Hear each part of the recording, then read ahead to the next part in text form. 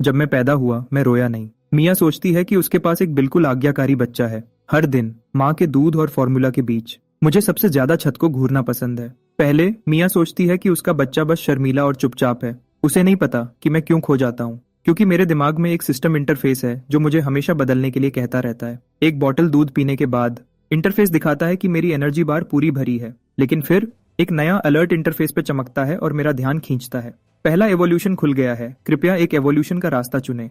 3 options दिखते हैं, सब ठीक लगते हैं और मैं सोचने लगता हूँ। ऑप्शन 1, तेजी से बढ़ना। ये बढ़ने की रफ्तार को 10% बढ़ाता है, लेकिन ये मुझे ज्यादा पसंद नहीं आता। ऑप्शन 2 और 3 दोनों बेसिक ताकत बढ़ाते हैं और तुरंत फैसला करना मुश्किल है। कौन सा मेरे लिए बेहतर है? सिर्फ उनके नाम से ही पता चलता है कि वे 2 अलग रास्तों पर ले जाते हैं।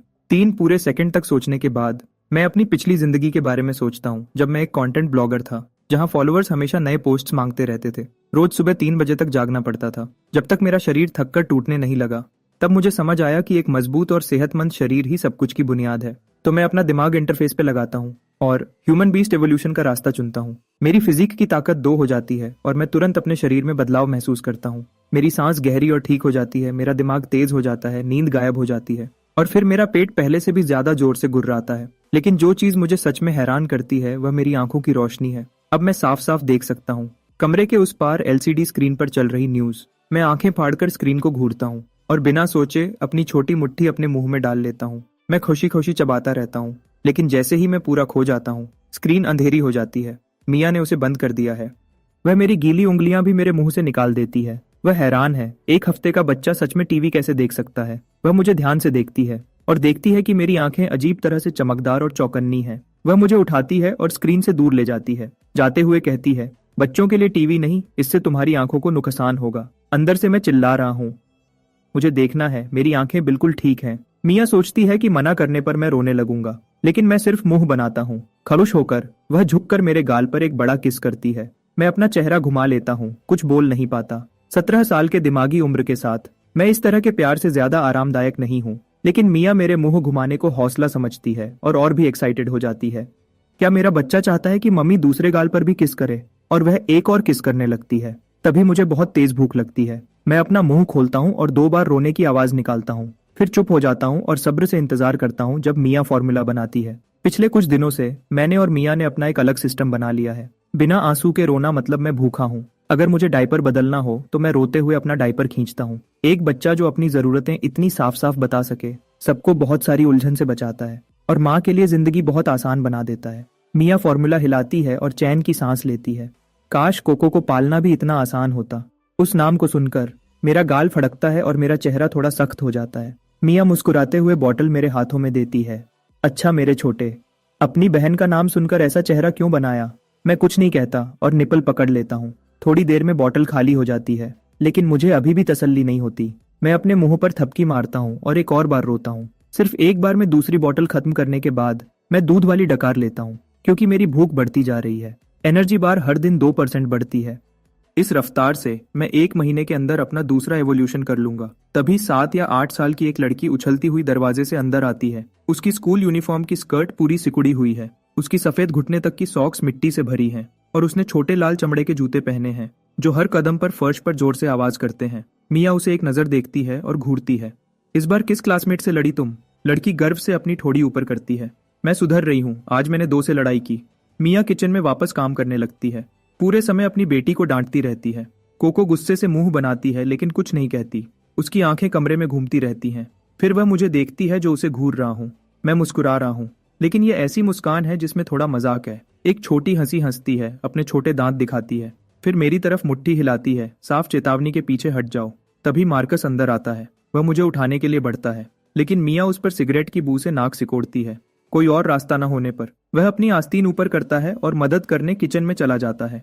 थोड़ी देर में पूरा परिवार रात के खाने के लिए साथ बैठता है। खाने के बीच में मार्कस फ्रिज खोलता है, फ्रीजर में हाथ डालता है, कुछ छोटी चीजें निकालता है जो कैंडी जैसी लगती हैं। मैं सोचता हूँ कि ये बिल्लियों के लिए ट्रीट्स हैं, लेकिन मार्कस एक मिया के बोल में, कोको के बोल में, बिल्ली की प्लेट में और अपने में डालता है, हर एक को एक पीस। कोको गुस्से में अपनी चॉपस्टिक्स पटकती है। मैं ये नहीं खाऊंगी, इसका स्वाद बहुत खराब है।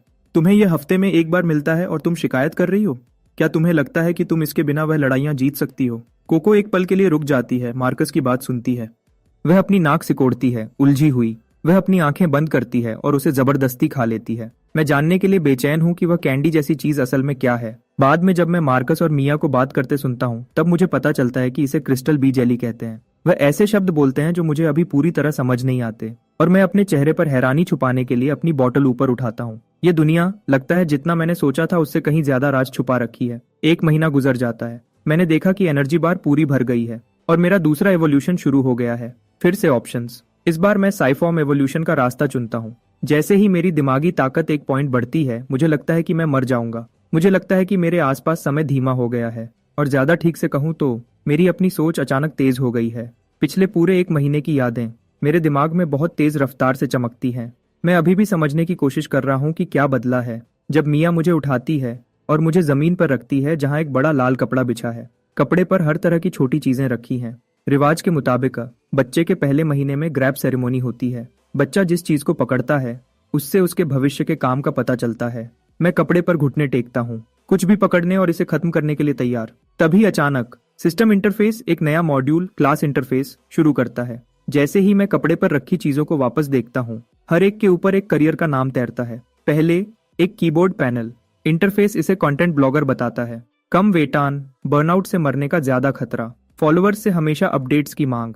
मैंने कीबोर्ड को दूर धकेल दिया और बाकी कपड़े को देखता हूँ। ऑप्शंस हर जगह हैं, कुछ बहुत खतरनाक हैं। मैं एक छोर से दूसरे तक रेंगता हूँ ढूंढते हुए, जब तक मेरी आंखें 3 चीजों पर नहीं रुकती। Sniper, explorer, striker. जैसे ही ये 3 क्लासेस मेरे दिमाग में आती हैं, मैं अपने ह्यूमन बीस्ट एवोल्यूशन के रास्ते के बारे में सोचता हूँ। सिर्फ स्ट्राइकर बनकर और लड़ाई की कला में माहिर होकर क्या मैं अपनी फिजिक की ताकत का सबसे ज्यादा फायदा उठा सकता हूँ? तो मैं चारों हाथ पैरों से बॉक्सिंग ग्लव की तरफ बढ़ता हूँ और उसे अपनी बाहों में खींच लेता हूँ। एक चमकदार मुस्कान देता हूँ। क्लास इंटरफेस दिखता है, primary class, striker loaded. Class interface अभी खाली है लेकिन अंदर से मैं उत्साह से भरा हूँ। अब तक मेरा इवोल्यूशन का एक ही तरीका था, बहुत ज्यादा खाना खाना। लेकिन मैं इस बात से बंधा हूँ कि एक बच्चे का पेट कितना खा सकता है, जिसका मतलब है ज्यादा से ज्यादा हर महीने एक एवोल्यूशन। अब क्लास इंटरफेस के साथ मैं इसके ऊपर स्किल्स भी सीख सकता हूँ, एक ही समय में इवॉल्व करना और मेहनत करना। ये सोच ही मुझे मुस्कुरा देती है। सेरेमनी के बाद मैं क्लास स्किल्स कैसे हासिल करूं ये सोचने लगता हूं। स्ट्राइकर ट्रेनिंग तब तक इंतजार करना पड़ेगा जब तक मैं ठीक से दौड़ और कूद नहीं सकता। क्लास इंटरफेस में जो बर्स्ट और एजिलिटी कोएफिशिएंट्स दिए हैं वह शायद तभी काम करेंगे जब एक मजबूत फिजिक की बुनियाद हो। उन्हें काम करने के लिए वह बुनियाद चाहिए। वैसे भी अभी सबसे पहली चीज मेरी फिजिक को बढ़ाना है, तो अगले 1 महीने के लिए मैं पूरी तरह दूध पीने में लग जाता हूँ। हर दिन या तो माँ का दूध या बॉटल के बाद बॉटल फॉर्मूला। जल्दी ही जैसे ही एनर्जी बार बढ़ती रहती है मैं अपना तीसरा एवोल्यूशन करता हूँ। इस बार मैं बिना सोचे ह्यूमन बीस्ट चुनता हूँ। एक बार जब मेरी फिजिक काफी मजबूत हो जाती है, एक बच्चे का शरीर एक शेर की ताकत रखेगा, अपनी रक्षा करने में सक्षम और धोखा देने वाला, मासूम दिखने वाला। कोई नहीं सोचेगा कि एक बच्चा जो अभी भी डायपर में है असल में एक स्ट्राइकर है। मेरी फिजिक की ताकत अब 3 पर है। मुझे अपने पैरों में कच्ची ताकत महसूस होती है। मैं दोनों हाथ पालने की रेलिंग पर रखता हूँ और धीरे धीरे खुद को सीधा खड़ा करता हूँ। मियाँ ठीक उसी पल बेडरूम में आती है। ओह मेरे भगवान, बच्चा खुद से खड़ा हो गया। वह हैरानी से खुश हो जाती है। उसे यकीन नहीं होता कि उसका 2 महीने का बच्चा पहले ही खड़ा होना सीख गया है। कितना होशियार। वह खुश होती है, मुझे पकड़ने के लिए हाथ बढ़ाती है, कहीं मैं गिर न जाऊं। मियाँ वहां थी मुझे पकड़ने के लिए, तो मैंने और जोर लगाया। वह बड़ा फैमिली बेड मेरा ट्रेनिंग ग्राउंड बन गया। मैंने बिना हाथ लगाए सिर्फ पैरों से खड़ा होने की कोशिश की। मुश्किल से 12 बार गिरने के बाद मैं सीधा खड़ा हो गया। थोड़ा लड़खड़ा रहा था पर खड़ा था। जब मेरा बैलेंस बन गया तो मैंने 1 कदम चलने की कोशिश की। पहले तो मैं उसे ठीक से कंट्रोल नहीं कर पाया। हर कदम गिरने पर खत्म होता था, लेकिन हर बार जब मैं मैट्रेस पर गिरता तो पूरी एनर्जी के साथ वापस उठ जाता। मियाँ बगल से देख रही थी और जब मैं कोशिश करता तो वह प्यार से मुस्कुराती। मैं पूरे आधे घंटे तक यह करता रहा जब तक थकान नहीं हो गई। जब मेरा स्टेटस 45% हो गया तो मैं मैट्रेस पर गिर गया और कुछ ही सेकंड्स में बेहोश हो गया। तीसरी एवोल्यूशन से मेरी आवाज की नलियां लगभग पूरी तरह डेवलप हो गई हैं। मैं अब आखिरकार बोलना सीख सकता था। ये क्या है बेबी? लॉयर। सही कहा। कितना स्मार्ट है। उसने मुझे किसी टेस्ट के लिए नहीं ले जाया, लेकिन मुझे इतनी जल्दी सब कुछ सीखते देखकर उसे पक्का यकीन हो गया था कि उसके पास एक जीनियस बच्चा है। मुझे पालना उसके लिए आसान भी था और बहुत खुशी देने वाला भी। ये सोच उसे अंदर ही अंदर खुश कर देती थी। उसे पता नहीं था जब वह मुझे स्टडी रूम में लाई, मैं उससे भी ज्यादा खुश था। बाहर की दुनिया तक मेरी पहुंच कम थी। खुद से पढ़ना ही एक तरीका था जिससे मैं अभी क्लास स्किल्स पर काम कर सकता था, लेकिन फोन्स तक मेरी पहुंच, कंप्यूटर्स और टीवी पर मियाँ का पूरा कंट्रोल था। अभी के लिए मेरा सबसे अच्छा ऑप्शन था स्टडी रूम में कोई सही किताब ढूंढना और उससे खुद को सिखाना। मैं स्टडी रूम में खड़ा होकर अपनी बड़ी और ध्यान से देखने वाली आंखों से शेल्फ्स को देखता हूँ। आखिरकार मुझे एक किताब दिखी जो सही लग रही थी। मैंने कॉम्बैट बेसिक्स मैनुअल की तरफ इशारा किया और धीरे से एक एक शब्द बोलते हुए कहा, किताब, किताब चाहिए। क्या तुम्हें यह किताब चाहिए? मिया को कोई आइडिया नहीं था कि उसका बेटा कॉम्बैट मैनुअल क्यों चाहता है। फिर भी उसने मुस्कुराते हुए वह किताब मुझे दे दी। मैं उसे लिया और खोल दिया। पूरे ध्यान से पढ़ने लगा। फंडामेंटल्स और टेक्निक ब्रेकडाउन्स को पढ़ते हुए मुझे उस मटेरियल की समझ आने लगी।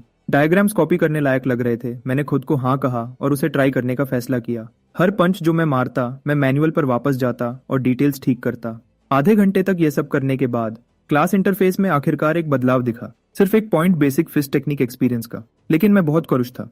इससे कंफर्म हो गया कि खुद से सीखना काम करता है। मैं एक्साइटमेंट में पागल होकर पंचेस मारता रहा जब तक मेरा स्टेटस 35% नहीं हो गया। फिर सब कुछ अंधेरा हो गया और मैं बेड पर गिर गया। कुछ ही सेकंड्स में बेहोश हो गया। जब भूख ने मुझे वापस जगाया तो रात के 10 बज चुके थे। आज बहुत ज्यादा मेहनत करने के बाद मैंने दूध की 3 पूरी बॉटल्स पी ली। इससे पहले कि मैं आखिरकार एक संतुष्ट डकार लेता, पहले तो मिया मेरी इतनी ज्यादा भूख को एक अच्छा संकेत मानती थी। एक सेहतमंद बच्चा अच्छा खाता है। जब फॉर्मूला का एक टीन 2 दिन से भी कम में खत्म हो गया तो उसे घर के खर्चे की चिंता होने लगी। दोनों के पब्लिक स्कूल टीचर्स होने और अच्छी इनकम होने के बावजूद उन पर बोझ पड़ने लगा था। मैंने मिया को किचन में खुद से बड़बड़ाते हुए सुना। वह कह रही थी कि वह वापस स्कूल जाकर पढ़ाएगी ताकि एक्स्ट्रा क्लास आवर्स से ज्यादा पैसे कमा सके और फाइनेंशियल प्रेशर कम हो।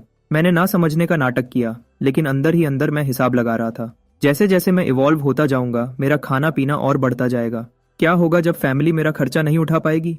मुझे और पैसे कमाने का कोई तरीका ढूंढना होगा। माना कि 3 महीने से कम के बच्चे के लिए घर के खर्चों के बारे में सोचना थोड़ा जल्दी है। मैं अभी इस बात को छोड़ देता हूँ।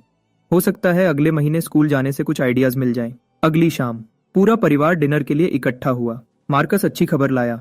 स्कूल ने उसे एडवांस्ड क्लास पढ़ाने के लिए ट्रांसफर कर दिया है। इस पोजीशन के साथ उसकी इनकम बहुत बढ़ जाएगी और उसके करियर के मौके भी। मार्कस ने टेबल पर एक बियर खोली और मुस्कुराते हुए पी। यह सच में सबके लिए अच्छी खबर थी। फिर मिया ने अनाउंस किया कि वह जल्दी स्कूल वापस जा रही है, घर पर फाइनेंशियल प्रेशर कम करने में मदद करने के लिए। मिया ने जो घर के खर्चों का रिकॉर्ड रखा था, उसे देखने के बाद मार्कस ने न चाहते हुए भी हाँ कर दी। फिर उसने कहा, मैं जियोलॉजिकल सर्वे ब्यूरो में भी एक एप्लीकेशन दूंगा। देखता हूं अगर मैं इतना लकी हुआ कि मुझे एको रेल्म में जाने का एक और पास मिल जाए। एको रेल्म पास। यह दूसरी बार था जब मैंने यह शब्द सुने थे। 3 महीने के बच्चे की इंस्टिंक्ट्स के साथ मुझे लगा कि यह कोई बहुत खतरनाक जगह है। कोको उदास चेहरे के साथ बैठी थी। बड़ों की बातें चुपचाप सुन रही थी। उसकी समझ में आया कि उसका छोटा भाई बहुत ज्यादा खाता है और इसलिए उसे अब पॉकेट मनी नहीं मिलेगी। उसने अपना सर ऊपर किया और मुझे घूरा। इतना दूध पीने का क्या फायदा? तुम तो उसे पेशाब में निकाल देते हो। कभी पानी पीने के बारे में सुना है? मैं ना समझने का नाटक करता हूँ और उस पर सबसे खाली मुस्कान के साथ चमकता हूँ जो मैं दे सकता था। फिर मैंने अपने मुंह के कोने से लार पूछी, और तुम्हें उसकी बुराई करने की हिम्मत कैसे हुई? मिया ने कोको को गुस्से से देखा। तुम हर मील में सिर्फ मीट से अपनी प्लेट भर लेती हो। मैं तुम्हें कहती रहती हूँ कि सब्जियां भी खाओ और तुम कभी नहीं सुनती। मुझे ताकत के लिए मीट चाहिए। मैं 2 क्लासमेट्स को और कैसे हराऊंगा? एक पल के लिए पूरी टेबल पर शोर मच गया और किसी तरह इस शोर ने डिनर को और गर्म बना दिया। 1 हफ्ते तक बेसिक्स की प्रैक्टिस करने के बाद मुझे आखिरकार असली कॉम्बैट ट्रेनिंग का पहला स्वाद मिला। मेरा स्पारिंग पार्टनर फैमिली की बिल्ली पंपकिन थी। जब से मैंने ट्रेनिंग शुरू की थी, पंपकिन बगल से देख रही थी। हैरानी की बात है, जब से मेरी दूसरी एवोल्यूशन ने 1 पॉइंट इंटेलिजेंस का बढ़ाया था, मुझे लगता था कि मैं बिल्ली की मियाओ में क्या कह रही है वो समझ सकता हूँ। पंपकिन ने मुझे कुछ बार मियाओ किया। मैं पूरी तरह समझ गया कि वह स्पार करना चाहती है। मैं पोजीशन में आ गया। पंपकिन मेरे सामने सीधी खड़ी हो गई। मुझे घूरते हुए एक लड़का, एक बिल्ली, साइज में एक जैसे, वजन में बराबर। मेरी आंखों में लड़ने का जज्बा जल रहा था। अगली सेकंड पंपकिन ने छलांग लगाई, सीधा मेरी तरफ आते हुए। मैं अपनी जगह पर खड़ा नहीं रह पाया और सीधा पीठ के बल गिर गया। पंपकिन मेरे ऊपर खड़ी थी। उसके दोनों अगले पंजे मेरी छाती पर दब रहे थे। हम एक दूसरे को घूर रहे थे। अजीब सा माहौल दोनों तरफ था। पंपकिन ने एक मियाओ की। ट्रांसलेशन, क्या तुम्हें सच में लगता है कि यह काम करेगा? क्या तुम खरुद को बचा भी सकते हो? मैंने कभी नहीं सोचा था कि एक स्ट्राइकर के रूप में मेरी पहली लड़ाई टोटल नॉकआउट में खत्म होगी। उसके बाद मैंने और भी ज्यादा ध्यान से ट्रेनिंग में खरुद को झोंक दिया, जब तक मेरी चौथी एवोल्यूशन ने मेरे फिजिक को फिर से बढ़ाया। मैं अब साफ हुक्स मार सकता था और सही फुटवर्क के साथ स्मूथ कॉम्बोज बना सकता था। मैंने स्किल पैनल को फिर से चेक किया। सिर्फ 6 महीने के बच्चे के लिए मैं सच में अपनी प्रोग्रेस से खुश था। इस रफ्तार से मैं 1 साल का होने से पहले लेवल 1 स्ट्राइकर बन जाऊंगा। अगर मैं आज फिस्ट टेक्निक EXP को 100 तक पहुंचा दूं, स्किल लेवल अप होने पर रिवॉर्ड्स मिलने चाहिए। मैं उसके लिए एक्साइटेड था। जिस पल मैंने बेसिक फिस्ट टेक्निक को लेवल 1 पर पहुंचाया, क्लास इंटरफेस पर तुरंत एक रिवॉर्ड नोटिफिकेशन आ गया। 3 फ्री एट्रीब्यूट पॉइंट्स। मैंने बिना सोचे समझे वह तीनों फिजिक में डाल दिए। बाहर से मैं अपनी उम्र के दूसरे बच्चों से थोड़ा ही लंबा दिखता था, लेकिन कपड़ों के नीचे मेरा शरीर सच में बना हुआ था। इतना खाने की वजह से मेरा बॉडी फैट थोड़ा ज्यादा था और रोज की तेज ट्रेनिंग से भी सिक्स पैक नहीं बने थे, लेकिन मेरे अंदर जो एनर्जी थी उसमें पहले से ही एक इंसानी जानवर जैसा एहसास था। मैं अब दोनों एवोल्यूशन पाथ्स की प्रोग्रेस देख सकता था। 11.05 के फिजिक्स स्टैट के साथ मुझे लगा कि 30% तक पहुंचने से juvenile human beast stage unlock हो जाएगा। आज की एक्स्ट्रा ट्रेनिंग खत्म करने के बाद मैं चुपचाप स्टडी रूम के दरवाजे पर गया और मिया को ऑनलाइन क्लास पढ़ाते हुए सुना। वाइदी वह एक क्लासिकल टेक्स्ट पढ़ा रही थी जिसका नाम पीच ब्लॉसम स्प्रिंग था। उसने टेक्स्ट को पढ़ना खत्म कर दिया था और अब उसके पीछे की कहानी बता रही थी। बसंत की हवा आड़ू के बगीचे से गुजर रही है, सब कुछ शांति में है। पीच ब्लॉसम स्प्रिंग पुराने जमाने में वॉइड में जाने के कुछ गिने चुने रास्तों में से एक था। उसकी असली जगह धरती पर नहीं है, वह कहीं बहुत दूर है जहां हम सोच भी नहीं सकते। वह आड़ू के बगीचे से एक अलग दुनिया के पुल के जरिए जुड़ा हुआ था। पुराने लोग वापस क्यों नहीं आ पाते थे? क्योंकि उन्होंने अभी तक उस अलग दुनिया के पुल को कंट्रोल करना नहीं सीखा था। आज नेशनल वॉइड एंट्रेंस नंबर 3 के जरिए कोई भी आसानी से पीच ब्लॉसम स्प्रिंग जा सकता है। मैं दरवाजे के पास खड़ा होकर चुपचाप सुनता हूँ तो यह है वॉइड, लेकिन एको रेल्म असल में क्या है? डिनर के बाद मार्कस ने मुझे और साफ जवाब दिया। वॉइड एक ऐसी जगह है जहां वक्त और जगह सब कुछ गड़बड़ है। एक कदम आगे बढ़ने से तुम पूरी तरह किसी और दुनिया में पहुंच सकते हो। सिर्फ कुछ सेकंड्स के लिए खड़े रहो और बाहर 100 साल गुजर चुके होंगे। एको रेल्म वॉइड के अंदर एक खास चीज है। ये वक्त और जगह के एक खास हिस्से की कॉपी है। मानो तुमने घर पर एक दिन बिताया तो वॉइड उस दिन को कई बार कॉपी कर देता है। कॉपी सिर्फ एक कॉपी है, लेकिन उसमें सब कुछ असली है। बाहर के लोग एको रेल्म्स में रास्तों से घुसते हैं ताकि रिसोर्सेज जमा कर सकें। सीधे शब्दों में यह एक गेम में डंजन चलाने जैसा है। मार्कस ने बात खत्म की और देखा कि मैं अभी भी सोच रहा हूँ। क्या तुम्हें सच में यह सब समझ आया? मैंने गंभीरता से सर हिलाया, लेकिन अगले ही सेकंड मेरा चेहरा रुक गया। डैड, क्या होगा अगर हम ही कॉपी हैं? मार्कस सच में हैरान दिखा। उसके बेटे को न सिर्फ एक्सप्लेनेशन समझ आया, बल्कि वह खुद ही बातों को जोड़ रहा था। मार्कस हंसा और समझाया, कॉपी की हुई जिंदगियां जैसे ही अपने एको रेल्म से बाहर निकलती हैं, वह खत्म हो जाती हैं। हमारी दुनिया के लोग वॉइड में आजादी से घूम सकते हैं, तो हम कॉपीज नहीं हो सकते। थोड़ी देर बाद मार्कस ने देखा कि मैंने अपनी रोज की ट्रेनिंग शुरू कर दी है। उसने मुझे कुछ देर पहले भी देखा था, कॉम्बैट मैनुअल पढ़ते हुए। जैसे जैसे मैं पढ़ता, मूव्स कॉपी करता, हर टेक्निक पर खुद से काम करता। लेकिन आज जैसे ही वह जाने के लिए मुड़ा, जो कॉम्बिनेशन मैं कर रहा था, उसने मार्कस को वहीं रोक दिया। वह वापस मुड़ा और अपनी आंखें मुझ पर गाड़ दी। डैड, क्या हुआ? मैंने उसके चेहरे पर अजीब सा एक्सप्रेशन देखा और ट्रेनिंग रोककर पूछा। कुछ नहीं, मार्कस ने कहा। उसकी मुस्कान थोड़ी रूखी थी। तुम टेक्निक्स बहुत जल्दी सीख रहे हो। फिर उसने सर हिलाया जैसे कोई फैसला कर रहा हो। कल से जब तुम्हारी बहन स्कूल से वापस आएगी तो मैं तुम दोनों को साथ में ट्रेन करूंगा। मैं बहुत खुश था। आखिर मार्कस एक पीई टीचर था। कोको दूसरी तरफ उतनी एक्साइटेड नहीं दिखी। अगली शाम मार्कस ने कोको को फिटनेस रूटीन शुरू करवाया। फिर उसने अपना ध्यान मेरी कॉम्बैट टेक्निक को गाइड करने पर लगाया। यह देखकर कि मेरा फिस्ट वर्क पहले ही बेसिक्स से आगे निकल चुका है। उसने मुझे फंडामेंटल किक्स सिखाए। उसने हर मूव को स्टेप बाय स्टेप समझाया। मैं कॉपी करते हुए मूव बाय मूव उसके साथ चलता रहा, लगातार डिटेल्स को ठीक करता रहा। धीरे धीरे यह नेचुरल लगने लगा। फिर मेरे सामने एक नया इंटरफेस नोटिफिकेशन दिखा। मैं एक पल के लिए हैरान होकर पलक झपकाया। फिर एक पूरी एक्साइटमेंट की लहर मुझ पर छा गई। आखिरी इंटरफेस मॉड्यूल आखिरकार अनलॉक हो गया था। मैंने तुरंत मिरर मोड एक्टिवेट किया उसे टेस्ट करने के लिए। मेरी आंखों की पुतलियां सिकुड़ गईं और मेरी नजर एक पल में तेज हो गई। मेरी आंखें एक हाई डेफिनेशन कैमरा जैसी हो गईं। मार्कस जो भी मूव दिखाता है, मैं उसके हर डिटेल को ध्यान से देखता हूँ, कॉपी करता हूँ और ठीक करता हूँ। हर बार प्रैक्टिस करने से मेरी टेक्निक और साफ होती जाती है। मार्कस को लगने लगता है कि उसके बेटे में कुछ अलग है। कुछ देर पहले तक उसके बेटे को सुधार की जरूरत थी, इसलिए उसे करना पड़ा। छोटे मोटे बदलाव यहाँ वहाँ। अब अचानक हर एक मूव बिल्कुल सही है। अपने बहुत ही खास बेटे को देखते हुए मार्कस ने धीरे से एक लंबी सांस छोड़ी। जब उसने और मिया ने दूसरा बच्चा करने का सोचा था, उन्होंने बस एक शांत बच्चे की उम्मीद की थी, कोको जैसा बिल्कुल नहीं। लेकिन उसकी जगह उन्हें एक प्रतिभाशाली बच्चा मिला। 1 महीने में ही उसकी आंखों की रोशनी पूरी तरह से डेवलप हो गई थी। रेंगना, खड़ा होना, चलना, सब कुछ उसने खुद ही किया। 2 महीने में ही वह बोलने लगा था। 3 महीने तक वह दौड़ने, कूदने और खुद ही लड़ने की टेक्निक्स सीखने लगा था। मार्कस ने नेशनल प्रोडिजी डेवलपमेंट एक्ट के बारे में देखा और पेरेंट्स को मिलने वाला 10 मिलियन युआन का सपोर्ट ग्रांट ले लिया।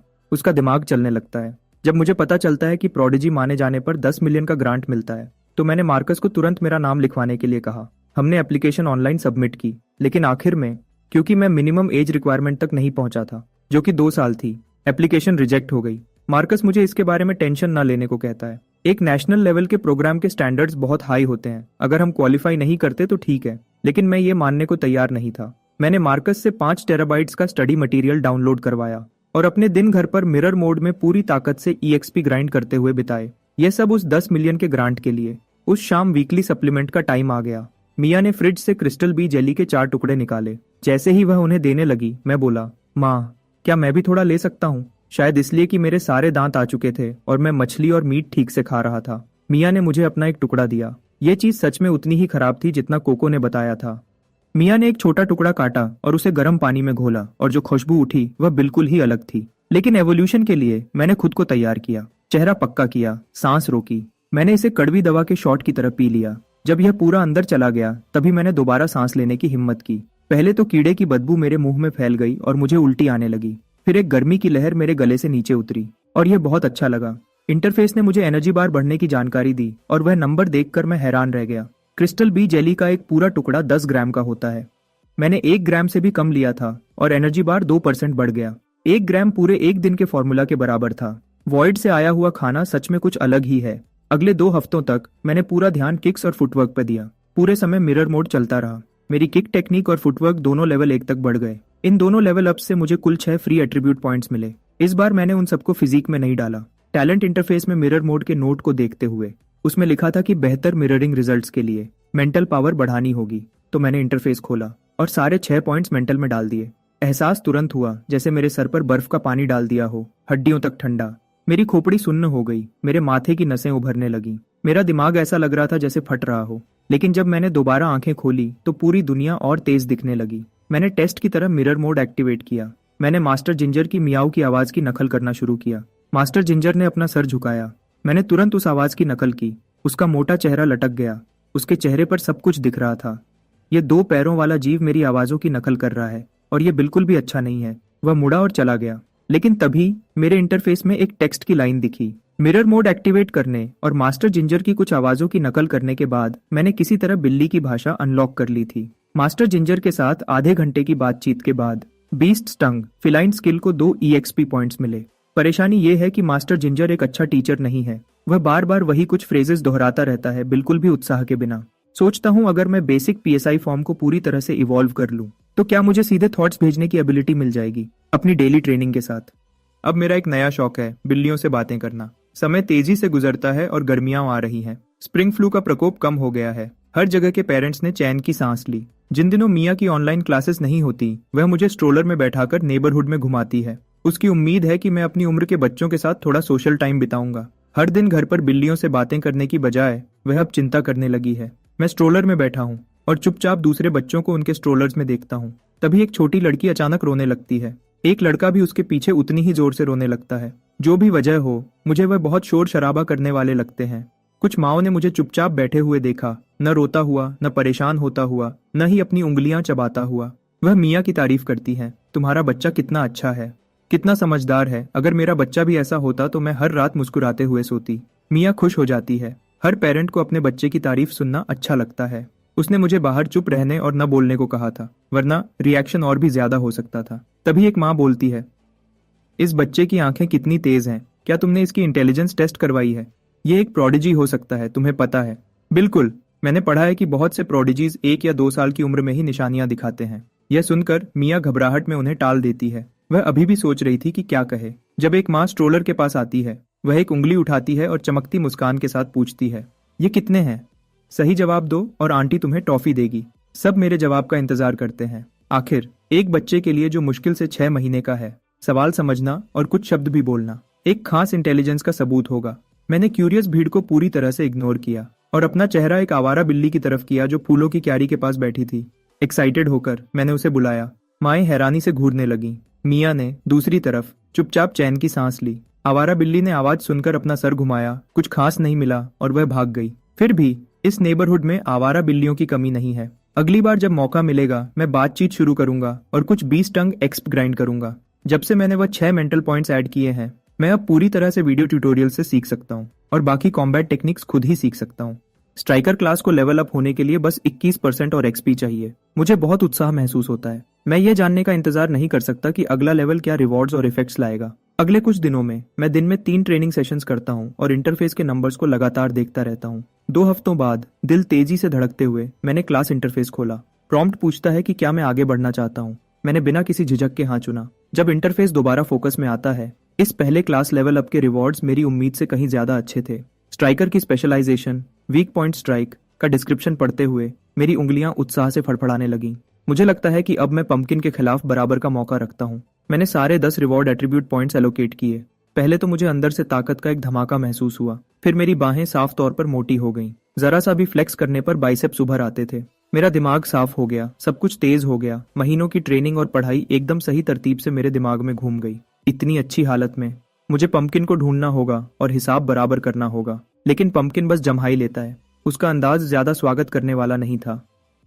मैं वहां खड़ा रहा और एक अजीब सी मुस्कान दी। पंपकिन, चलो लड़ते हैं। पंपकिन थोड़ा हिलता है, उसके मुंह का कोना ऐसे मुड़ता है जैसे वह ठंडी मुस्कान दे रहा हो। मुझे एक बुरा एहसास होता है।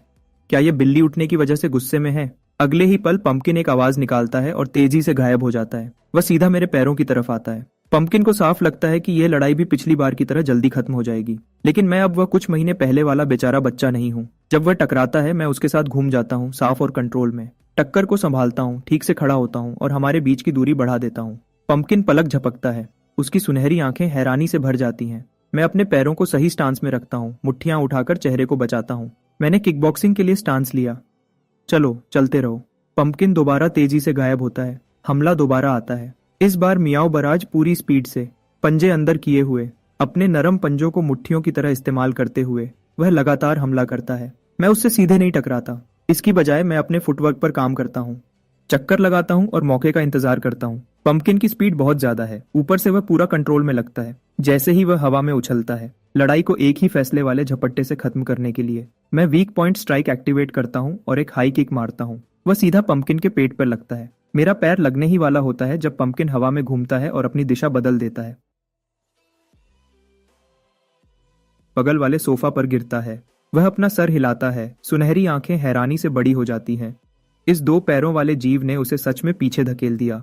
मैं उसके बगल में सोफा पर गिरता हूँ, जोर जोर से सांस लेते हुए। लड़ाई सिर्फ कुछ ही मिनट चली, लेकिन पूरी लड़ाई में जो फोकस मैंने बनाए रखा था उसने मुझे पूरी तरह से थका दिया था। इंटरफेस पर XP गेन। वह लड़ाई एक पूरे घंटे की इंटेंस ट्रेनिंग के बराबर थी। मैंने पंपकिन की तरफ उम्मीद भरी नजरों से देखा। तो क्या हम यह कभी दोबारा कर सकते हैं? जैसे मेरे पोटेंशियल को पहचानते हुए पंपकिन का अंदाज काफी नरम हो गया। वह धीरे से मियाऊ करता है जवाब में। मैं पंपकिन के पास दौड़ता हूँ और शुक्रिया अदा करने के लिए इज्जत से हाथ जोड़कर झुकता हूँ। समय तेजी से उड़ता है। जब तक मैं 9 महीने का होता हूँ मेरी हाइट 87 सेंटीमीटर हो जाती है, जो एक एवरेज 2 साल के बच्चे जितनी है। फिजिकल कैपेबिलिटी के मामले में मैं टीनेज बेंचमार्क को बहुत पहले ही पार कर चुका था। इस दुनिया में पेरेंट्स बच्चों के डेवलपमेंट पर बहुत ज्यादा ध्यान देते हैं और क्रिस्टल बी जेली मिलने की वजह से बहुत से बच्चे बहुत तेजी से डेवलप होते हैं। 1 साल का बच्चा जो चलता है और खुद खाना खाता है, यहाँ कुछ भी अनयूजुअल नहीं है। एक दिन मैं स्पार्कलिंग वाटर का एक कैन कोको के पास ले जाता हूँ। वह मुझे आते हुए देखती है और तुरंत अपनी आंखें छोटी कर लेती है। क्या चाहिए तुम्हें? ये तुम्हारे लिए है। मैं कैन आगे बढ़ाता हूँ। क्या तुम मेरी स्पारिंग पार्टनर बनोगी? कोको मुझे घूरती है। उसे यकीन था कि उसने गलत सुना है। हाँ, छोटा वाला तेजी से बढ़ रहा है, लेकिन वह 122 सीनेम लंबी है, उससे पूरा 1 सर ऊंची। उससे लड़ने को कहना, यह तो सीधे सीधे मार खाने को कहना है। लेकिन उन मासूम आंखों को देखकर उसके अंदर कुछ हलचल होती है और उसकी मुट्ठियां खुजलाने लगती हैं। 1 मिनट की बातचीत के बाद हम दोनों ने बेडरूम का दरवाजा बंद कर दिया। कोको बुरी मुस्कान के साथ अपनी उंगलियां चटकाती है। हमने डिसाइड किया था, अगर मैंने तुम्हें चोट पहुंचाई तो रोना नहीं और माँ को बिल्कुल नहीं बताना। समझ गया। मैं एक शब्द भी नहीं कहूंगा। मैं अपने बाएं पैर से धक्का देता हूं और हमला करता हूं।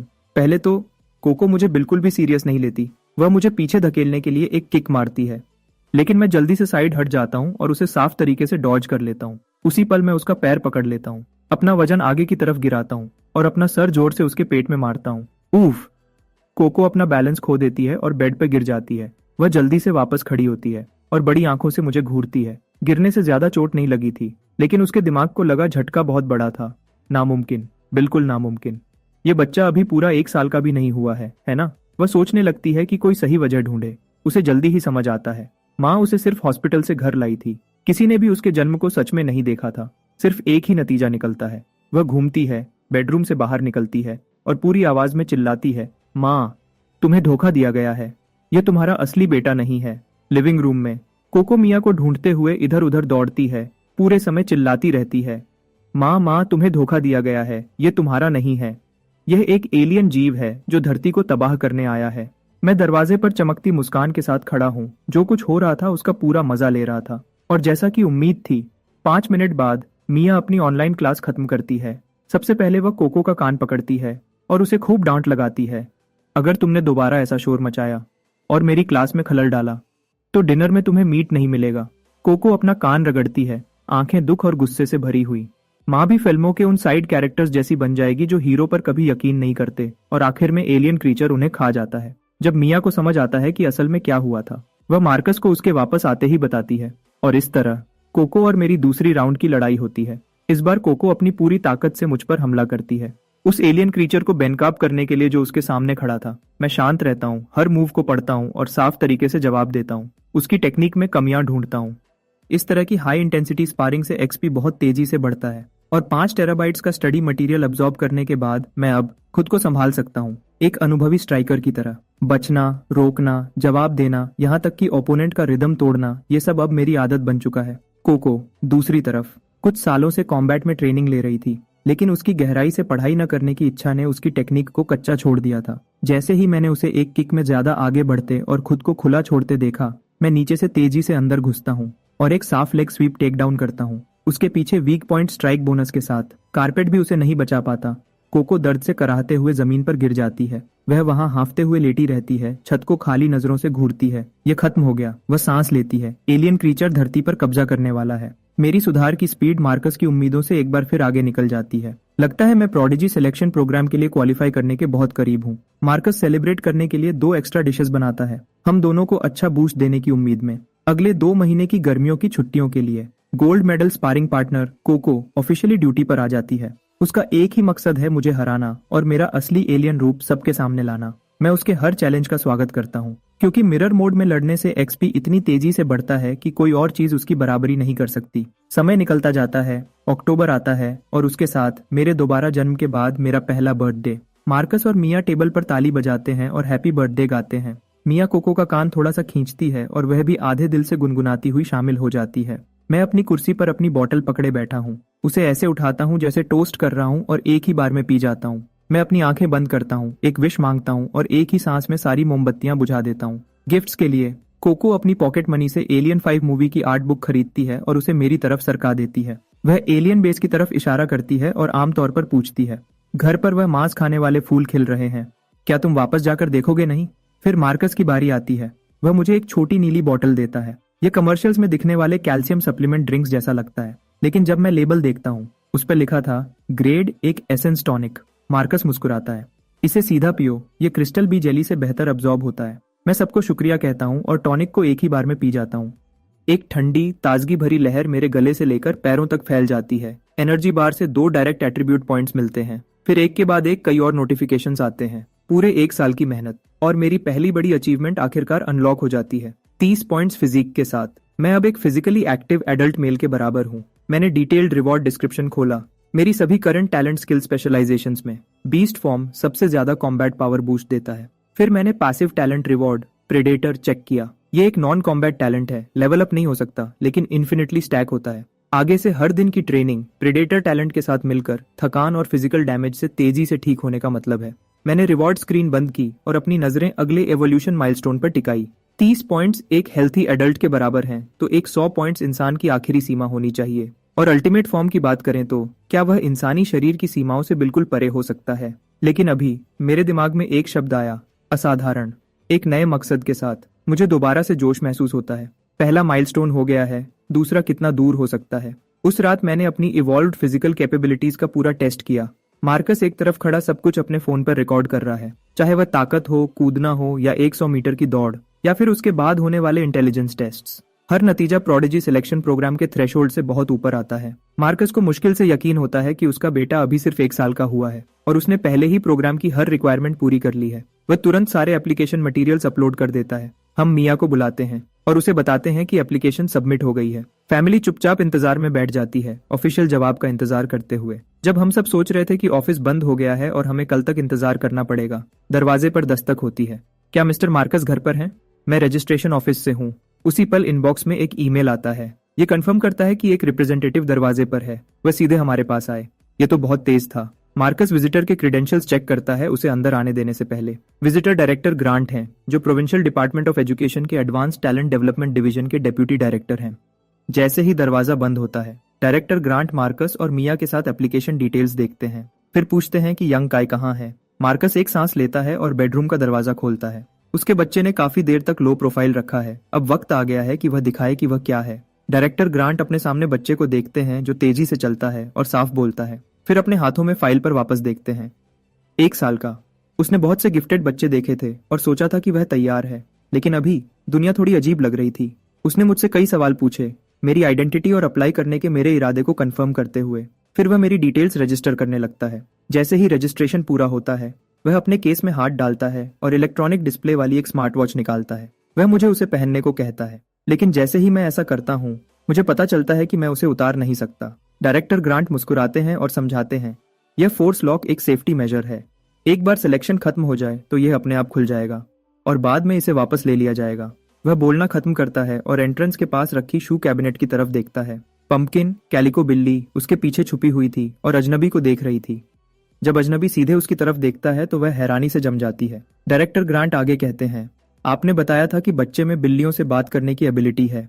आप इस बॉन्डेड पेट को अपने साथ ला सकते हैं। यह सिलेक्शन के दौरान काम आ सकता है। 10 मिलियन के ग्रांट के लिए मिया मुझे रात भर प्राइवेट जेट में जिंगजो में प्रोडिजी सिलेक्शन बेस की तरफ ले जाती है। 2 घंटे बाद हम पहुंचते हैं। हमें एक डॉर्मेट्री में लाया गया। बिल्डिंग में अंधेरा था, लाइट्स ऑफ थे। मुझे लगा सब सो रहे होंगे, लेकिन जैसे ही हम अंदर कदम रखते हैं, हमें 2 बच्चे मिलते हैं, शायद 6 या 7 साल के, जो एक दूसरे के सामने खड़े थे। टेंशन साफ महसूस हो रही थी। एक कमर पर हाथ रखे खड़ा था, पानी की बोतल पकड़े हुए, और घमंड से बोलता है, मैं 5 मीटर तक पेशाब कर सकता हूँ, क्या तुम कर सकते हो?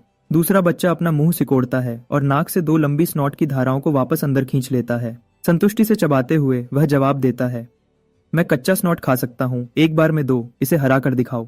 2 छोटे जीनियसेस अपने टैलेंट्स दिखा रहे थे। कोई भी दूसरे से आगे नहीं निकल पाया। यह ड्रॉ था। उनके स्टैंड ऑफ के बीच में उन्होंने देखा कि कई लोग बिल्डिंग में आ चुके हैं। दोनों तुरंत भाग जाते हैं। डायरेक्टर ग्रांट जल्दी से बुलाते हैं, रुको, डॉक्टर वेंडी कहाँ हैं? कहीं बाहर गए हैं। और वह सेंटेंस पूरा होने से पहले ही गायब हो जाते हैं। मैं आसपास देखता हूँ। बाहर का एरिया एक मिलिट्री बेस है, अंदर प्रोडिजी सिलेक्शन बेस है। सिलेक्शन फैसिलिटी को मिलिट्री इंस्टॉलेशन के अंदर रखना बाहर के खतरों को रोकने का एक स्मार्ट तरीका है। डायरेक्टर ग्रांट अपना फोन निकालते हैं और किसी को हमसे मिलने के लिए बुलाने ही वाले होते हैं, जब एक यंग औरत गोल्ड रिम्ड ग्लासेस में हाथ में फोल्डर लिए हमारी तरफ आती है। वह पास आते ही डायरेक्टर ग्रांट को ग्रीट करती है। डायरेक्टर ग्रांट, आप इस बार बेस के लिए एक अच्छा सरप्राइज लाए हैं। प्रोडिजी प्रोग्राम के 15 साल हो गए हैं और आज पहली बार हमने एक ऐसा एप्लीकेंट देखा है जो अभी सिर्फ 1 साल का हुआ है। डायरेक्टर ग्रांट जल्दी से उसका हाथ मिलाते हैं। डॉक्टर वेंडी, आप बहुत मेहरबान हैं, लेकिन यह बच्चा सच में कुछ अलग है। ऐसा है तो मैं बहुत ध्यान से देखूंगी। डॉक्टर वेंडी की नजर मुझ पर पड़ती है। मैं ऊपर देखता हूं और उसके कोट पर नेम टैग पढ़ता हूं, doctor Wendy institute for extraordinary trades. Doctor Wendy Mia से कुछ बातें करती है, फिर मेरी तरफ मुड़ती है। क्या तुम्हें कुछ चाहिए काय? वह देखती है कि मैं अभी भी उसके नेम टैग को घूर रहा हूं। वह हंसती है। दूध के लिए भूख लगी है? सॉरी, मेरे पास नहीं है। मैं सीधे जवाब देता हूँ, मैं अब नॉर्मल खाना खाता हूँ। वह मुझे आसानी से उठा लेती है और मेरा गाल खींचती है। शायद टेक्सचर से संतुष्ट होकर वह मिया की तरफ देखती है। ये बहुत प्यारा है, क्या मैं इसे किस कर सकती हूँ? बिल्कुल, आगे बढ़ो। उसे ऐसी चीजें बहुत पसंद है। पसंद है? कब से? किसने परमिशन दी आगे बढ़ो की? इससे पहले कि मैं प्रोटेस्ट कर पाता, डॉक्टर वेंडी मुझे कई किस करती है और मेरा चेहरा लिप प्रिंट से भर जाता है। डॉक्टर वेंडी फिर हमें हमारे अलॉटेड क्वार्टर्स की तरफ ले जाती है। ये एक पूरी तरह से इक्विप्ड अपार्टमेंट है, इतना कंफर्टेबल कि घर जैसा लगता है। आराम कर लो, असेसमेंट प्रोसेस कल से शुरू होगा। वह मिया को एक एक्सेस कार्ड देती है और चली जाती है। हम अभी ठीक से सेटल भी नहीं हुए थे कि दरवाजे पर दस्तक होती है। मिया दरवाजा खोलती है और हैरान रह जाती है। यह 3 दर्जन बच्चे दरवाजे पर भरे हुए थे। सब अंदर झांकने के लिए अपनी गर्दन लंबी कर रहे थे। हमने सुना कि एक साल का फ्रीक आया है। मिया आधे मजाक और आधे गुस्से में एक तरफ हट जाती है और मुझे अपने कंपटीशन से मिलने का इशारा करती है। मैं पास जाता हूँ, एक नजर देखता हूँ और कहता हूँ, इतनी रात हो गई है, क्या तुम सब सोते नहीं हो? हम सो रहे थे जब तक इन दोनों ने सबको जगह नहीं दिया। वह उन 2 रिंग लीडर्स की तरफ इशारा करते हैं और जैसा कि उम्मीद थी, 5 मीटर तक पेशाब करने वाला और स्नॉट खाने वाला। ये देखकर कि उनसे बात करने वाला सच में इतना छोटा है, वह उत्साह से सवालों की बौछार कर देते हैं। क्या तुम स्प्लिट पैंट्स पहनते हो या डायपर्स? क्या तुम भूख लगने पर रोते हो? क्या तुम लड़ते हो? अगर मैं तुम्हें मारूंगा तो क्या तुम अपनी माँ के लिए रोगे? उस आखिरी सवाल ने मेरा ध्यान खींचा। मैं सस्पेंडर्स वाले लड़के को देखता हूँ जिसने यह पूछा था और धीमी मतलब भारी मुस्कान देता हूँ। तुम्हें पता चल जाएगा। अगली सुबह बेस हॉस्पिटल में मेरा खून टेस्ट, पेशाब टेस्ट और बालों का सैंपल टेस्ट होता है। उनके पास जो भी प्रोसीजर थे, मैं उन सबसे गुजरता हूँ। फिर डॉक्टर वेंडी के बताए अनुसार मैं स्मार्ट वॉच से बात करता हूँ और स्क्रीन पर एक जानकारी का बॉक्स खुल जाता है। डॉक्टर वेंडी समझाती है, पोटेंशियल स्कोर ही वह मुख्य चीज है जो यह तय करती है कि तुम सिलेक्शन में पास होगे या नहीं। तुम्हारा हर काम यहाँ पर असेसमेंट का हिस्सा है। हम ऐसे बच्चे ढूंढ रहे हैं जिनके पोटेंशियल स्कोर्स ज्यादा हों। मैं समझने का इशारा करने के लिए सर हिलाता हूँ, फिर कंफर्म करता हूँ। अभी 126 कैंडिडेट्स इस सिलेक्शन में हिस्सा ले रहे हैं। जैसे ही मैं हॉस्पिटल से बाहर निकलता हूँ, घड़ी बीप्स करती है। मैं अपनी कलाई उठाता हूँ। मुझे पहले ही एक पॉइंट मिल गया है। पोटेंशियल स्कोर को एक खास इवैल्यूएशन टीम चेक करती है, डॉक्टर वेंडी समझाती है। ज्यादा मत सोचो, बस यहाँ ऐसे ही रहो और सीखो जैसे तुम आमतौर पर करते हो। मैं सर हिलाता हूँ। समझ गया, अब मुझे सब साफ दिख रहा है। मेरी आम रूटीन है खाना, सोना और एक्सपी बढ़ाना, तो मैं बस उन्हें देखने दूंगा। घड़ी फिर से बीप्स करती है। मैंने सोचा था कि सिलेक्शन में एग्जाम्स, फिजिकल टेस्ट, शायद रिंग में लड़ाई होगी, लेकिन स्केड्यूल में पहली चीज एक क्लास है। जब मैं सब्जेक्ट का नाम देखता हूँ तो तुरंत एक्साइटेड हो जाता हूँ। आज के लेसन में माइंड कल्टीवेशन मेथड। एक छोटे क्लासरूम में एक सफेद बालों वाले टीचर माइंड कल्टीवेशन मेथड की बुनियादी बातें बताते हैं। कमरे में सब 4 स्टूडेंट्स अभी आए हैं और बाकी 3 पहले से जाने पहचाने चेहरे हैं। 5 मीटर पेशाब करने वाला बच्चा, नाक की गंदगी खाने वाला और किटन सस्पेंडर्स। वह तीनों मुश्किल से ध्यान दे रहे हैं। हर थोड़ी देर में वह मुड़ते हैं और मुझ पर मुंह बनाते हैं। यह इतना छोटा है, क्या यह कुछ भी समझ सकता है? नाक की गंदगी खाने वाला धीरे से बड़बड़ाता है। टीचर उस पर नजर डालते हैं और आगे बढ़ते हैं। मानसिक कल्टीवेशन की बुनियाद मेडिटेशन है। एक खास कंपाउंड के साथ मिलकर मेडिटेशन के दौरान दिमाग शरीर से अलग हो सकता है और ऊंची डायमेंशनल दुनिया में जा सकता है। मेडिटेशन की समझाने के बाद टीचर 4 शीशियां निकालते हैं, हम में से हर एक के लिए एक। मैं अपनी शीशी पर लेबल देखता हूँ, उसका ढक्कन खोलता हूँ और उसे धीरे से पीता हूँ। ये तो काफी मीठा है।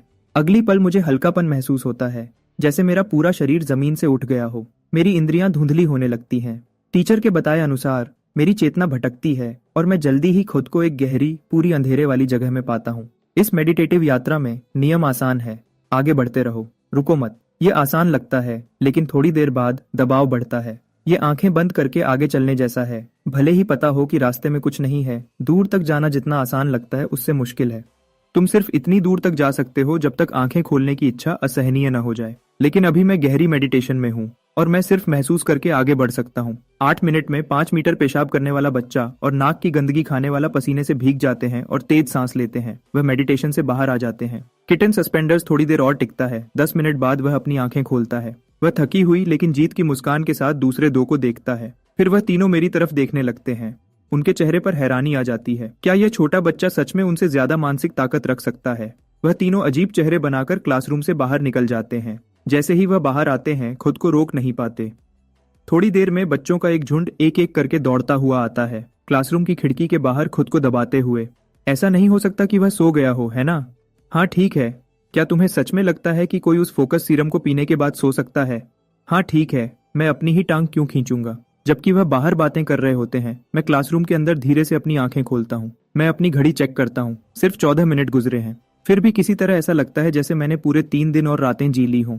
मैं एक धीमी सांस छोड़ता हूँ और अपना स्टैट पैनल खोलता हूँ। जैसे ही मैं नंबर्स देखता हूँ, मेरा मूड ठीक हो जाता है। ये पहली बार है जब मेरे मानसिक स्टैट्स असली ट्रेनिंग से बढ़े हैं। लगता है इस जगह आना सही फैसला था। एकेडमी में आने के बाद से मैंने जल्दी से खत्म कर लिया है अपने पहले राउंड के लेसन्स। आगे आने वाले कोर्सेज के नाम देखते हुए मुझे उत्साह महसूस होता है। जब से मैं पैदा हुआ हूँ, मेरे मानसिक स्टैट्स सिर्फ पैनल रिवॉर्ड पॉइंट से ही बढ़े हैं। मैंने कभी सोचा नहीं था कि दिमाग को ट्रेन करने के लिए असली टेक्निक्स भी होती हैं। जैसे ही मैं एक सेशन खत्म करता हूँ और फिर से जाने की तैयारी करता हूँ, प्रोफेसर जो मुझे रोकने के लिए अंदर आते हैं। क्लास के बाद मैं अपनी घड़ी की स्क्रीन पर जानकारी देखता हूँ। मैं खुद से बड़बड़ाता हूँ, क्या पोटेंशियल पॉइंट्स जमा करना सच में इतना आसान है? लेकिन जो मुझे अभी तक नहीं पता वह यह है कि इस मानसिक ट्रेनिंग सेशन में सिर्फ दोनों ने भी एक पॉइंट कमाया। स्क्वर्ट और बुगर को कुछ भी नहीं मिला। दूसरी क्लास में प्रोफेसर जो समझाते हैं कि मेडिटेशन ट्रेनिंग आगे बढ़ने पर क्या होता है।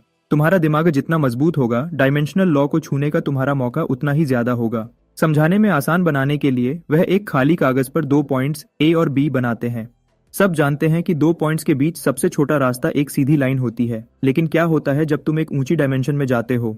वह कागज को आधा मोड़ते हैं, ए और बी को एक साथ लाते हुए। एक आम आदमी को ए से बी तक जाने के लिए 10 सेंटीमीटर चलना पड़ता है, वह कहते हैं। लेकिन एक अवेकेंड जो डायमेंशनल लॉ को कंट्रोल करता है, वह पल भर में पहुंच सकता है। हम इस शक्ति को डायमेंशनल शिफ्ट कहते हैं। जब सुबह की क्लासेस खत्म होती हैं, मेरा सर घूम रहा होता है। सिर्फ 2 लेसन्स और दुनिया को देखने का मेरा पूरा नजरिया बदल गया है। ये सच में एक कमाल की दुनिया है। लंच फेस स्कैन से फ्री है। गोश्त भरने के बाद मैंने कैफेटेरिया वाली लेडी से कहा कि मुझे हनी वर्म जल के 2 टुकड़े काट दे। जब स्क्वर्ट सुनता है कि मैं ये चीज हर दिन खाता हूँ, उसकी आंखें हैरानी से बड़ी हो जाती हैं। क्या तुम खराब हो गए हो या कुछ और? तुम ये हर दिन कैसे खा सकते हो? वह देखता है जब मैं जेल को पानी में मिलाता हूँ। हवा में एक तेज तीखी गंध फैल जाती है। स्क्वर्ट, जो मेरे बिल्कुल सामने बैठा है, लगभग उल्टी कर देता है। आदत पड़ जाती है, मैं कहता हूँ, बिल्कुल बेपरवाह। मैं उसे हिलाता हूँ और पूरा एक ही बार में पी जाता हूँ। मेरी शांत प्रतिक्रिया सबको हैरान कर देती है। कोई नहीं मानता कि 1 साल का बच्चा यह सब संभाल सकता है। तो वह मेरी नकल करते हैं। एक घूंट और वह सब बिना किसी एक्सेप्शन के उल्टी कर देते हैं। लंच के बाद मैं डॉम वापस जाता हूँ और अपनी घड़ी की स्क्रीन चेक करता हूँ। सिटी पेपा नाम के एक कैंडिडेट ने डेली एवरेज स्कोर का लीडर बोर्ड बनाया है। 98 कैंडिडेट्स रैंक्ड हैं। आधे दिन में 5 पॉइंट्स कमाने के साथ मेरा रैंक 45वां है। टॉप स्पॉट वन पंच का है, जिसका डेली एवरेज 11.7 है। उस दोपहर एक बस सबको ट्रेनिंग हॉल ले जाती है। जैसे ही मैं खुला मैदान और सारे इक्विपमेंट देखता हूँ, मेरी आंखें चमक उठती हैं और मेरा खून तेज हो जाता है। जब मुझे पता चलता है कि ट्रेनिंग की अवधि और तीव्रता पूरी तरह मुझ पर है, मैं सीधा मार्शल आर्ट्स हॉल में अनआर्म्ड कॉम्बैट जोन की तरफ जाता हूँ। मैं अपने आसपास की फुसफुसाहट को इग्नोर करता हूँ और पूरी तरह कोच हॉक जो सिखा रहे हैं उस पर ध्यान देता हूँ। मैं खड़ा भी हो जाता हूँ, मिरर मोड एक्टिवेट करता हूँ और उसकी टेक्निक्स को तुरंत कॉपी करता हूँ। कोच हॉक ने इस सेक्शन को खत्म करके बच्चों को आगे बढ़ाने का प्लान बनाया था, लेकिन आधे रास्ते में वह बिल्कुल रुक जाते हैं। वह बड़ी हैरानी भरी आंखों से मुझे घूरते हैं। मेरी काउंटरिंग टेक्निक साफ है, रिदम स्मूथ है, साफ तौर पर पहले ही एक बिगिनर के लेवल पर है। कोच हॉक लेसन खत्म करते हैं, फिर तुरंत पूछते हैं, तुम कितने साल के हो? तुम कितने समय से संडा की ट्रेनिंग कर रहे हो? अभी 1 साल का हुआ हूँ। सांडा की ट्रेनिंग कुछ महीने से कर रहा हूँ शायद। मेरे बगल वाला एक बच्चा हैरान होकर सांस नहीं रोक पाता। मैंने 1 साल का होने से पहले संडा शुरू की थी। क्या मैं पागल हो रहा हूँ या दुनिया? मैं शर्माते हुए मुस्कुराता हूँ। हाँ, जब तुम नए पैदा हुए हो तो ज्यादा कुछ करने को नहीं होता, बस कुछ चाहिए था जो मुझे बिजी रखे। जब कोच हॉक को पता चलता है कि मैं लगभग पूरी तरह से खुद से सीखा हूँ और कुछ ही महीनों में इस लेवल तक पहुंच गया हूँ, तो वह एक नेम कार्ड निकालते हैं और मुझे देते हैं। वह मुझे अपना वचन देते हैं, चाहे तुम सिलेक्शन पास करो या नहीं। अगर तुम कभी फाइटर बनने का सोचो तो कभी भी मुझसे मिलना। ट्रेनिंग के 20 मिनट बाद ब्रेक के दौरान बाथरूम में चला जाता हूँ, लेकिन यूरिनल के सामने खड़े होकर मुझे एक दुख भरी बात पता चलती है। वह बहुत ज्यादा ऊंचा है, मैं बस उस तक पहुंच नहीं सकता। इसी बीच स्क्वर्ट बीच रास्ते में खड़ा है और अपने बगल वाले बच्चे से एक सवाल पूछता है।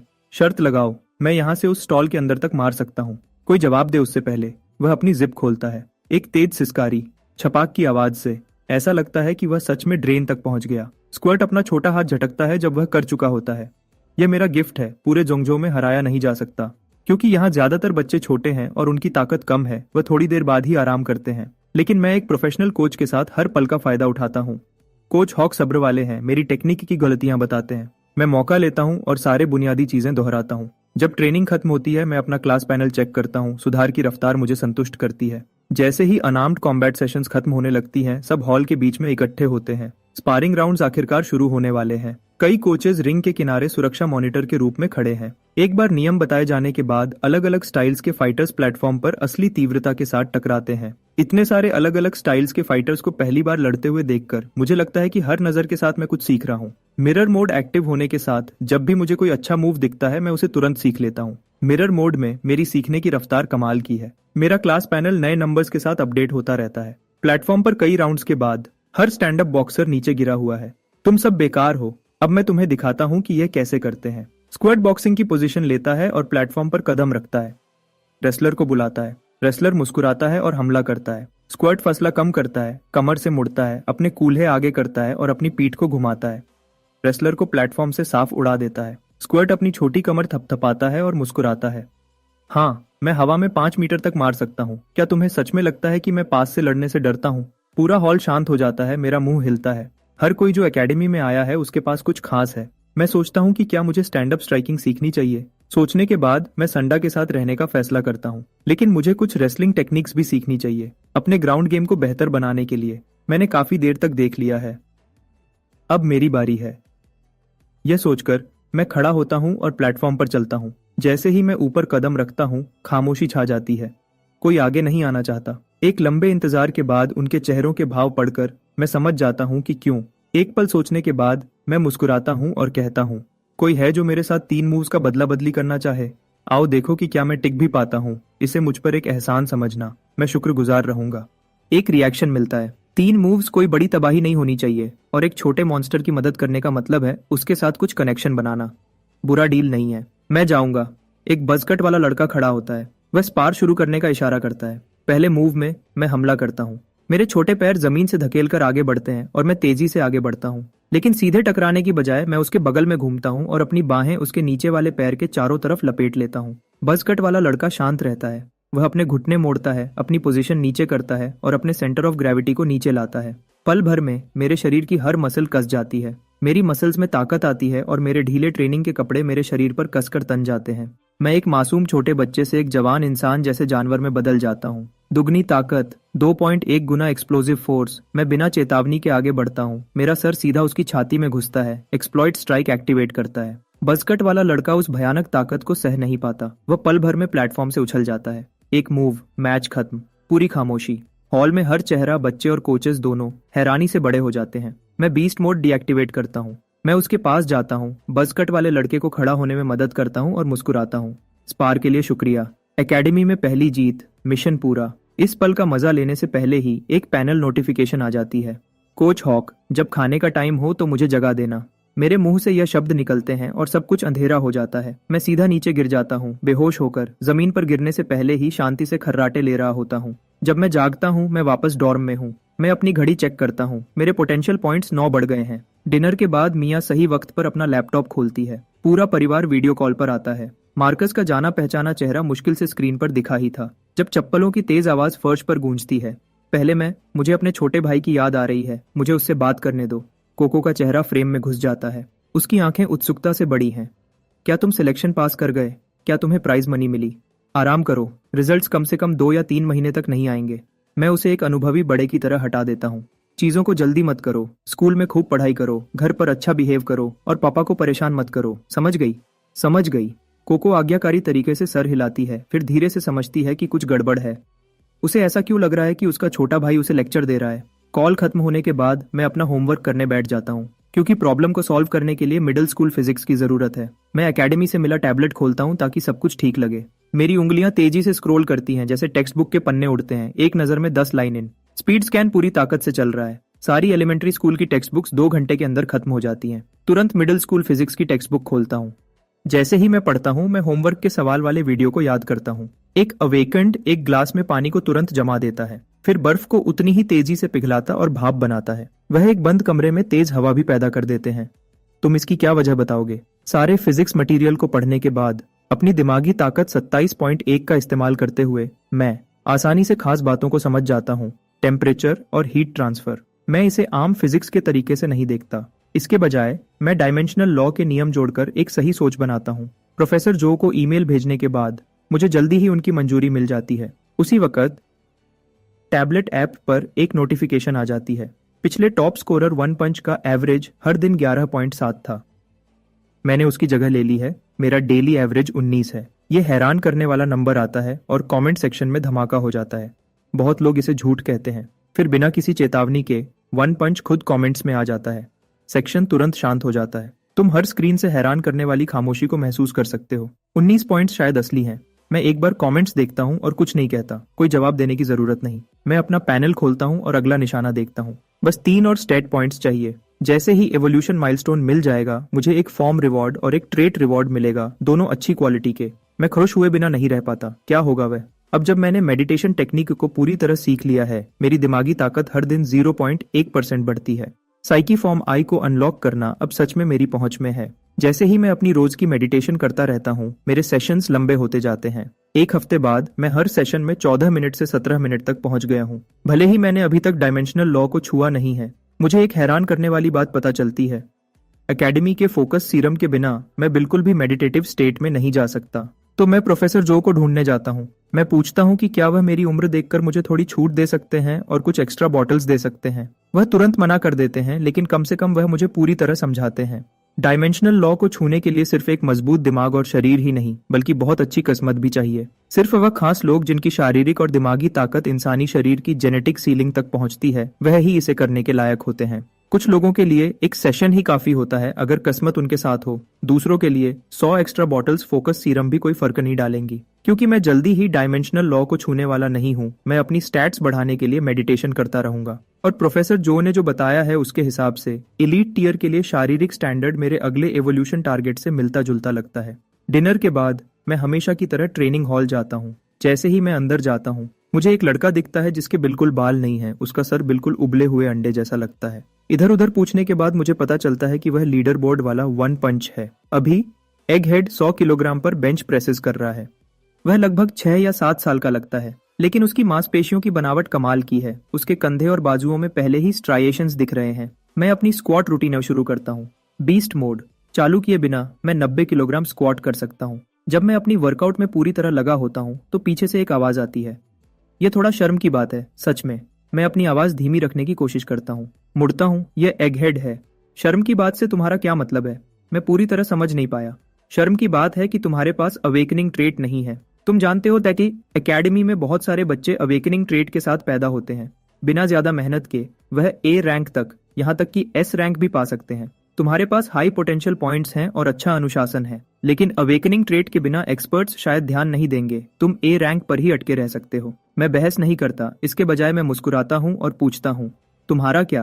तुम्हारे पास अवेकनिंग ट्रेट है और एक मजबूत इरादा है। श्रिंक अचीवेटिंग एकेडमी की हद है, मेरी नहीं। मैं समझ नहीं पाता कि वह क्या कहना चाहता है, तो मैं पूछता हूँ, तो तुम मुझे यह सब क्यों बता रहे हो? वह मेरी आंखों में सीधा देखता है, पूरी तरह गंभीर। अगर एकेडमी तुम्हें एस रैंक नहीं देती तो मेरे साथ काम करना। मैं तुम्हें एस रैंक जैसा बर्ताव दूंगा। 6 या 7 साल का और पहले ही चेले बना रहा है और एकेडमी से लोगों को चुरा रहा है। मैं उसे सीधे मना नहीं करता। इसके बजाय मैं खड़ा होता हूँ और बार पर प्लेट्स लगाना शुरू करता हूँ। एक के बाद एक प्लेट लगती जाती है और वजन तेजी से बढ़ता है। 90 kilogram, 110 kilogram, 130 kilogram, 150 kilogram, 80 kilogram. Egghead का शांत चेहरा गायब हो जाता है। उसकी आंखें हैरानी से भर जाती हैं। सारी प्लेट्स लगाने के बाद मैं उसे मुस्कुराता हूँ। वैसे एस रैंक मेरी हद भी नहीं है। 150 किलोग्राम का बारबेल अपने कंधों पर उठाता हूँ। 3 साफ टेक्स्ट बुक स्क्वाट्स। मैं बार को एक भारी आवाज के साथ वापस रखता हूँ। कमरे में सब हैरान हैं। एगहेड जमा हुआ खड़ा है, शांत। उसका चेहरा बिल्कुल गंभीर हो जाता है। उसने शायद समझ लिया है कि मैं क्या कहना चाहता था।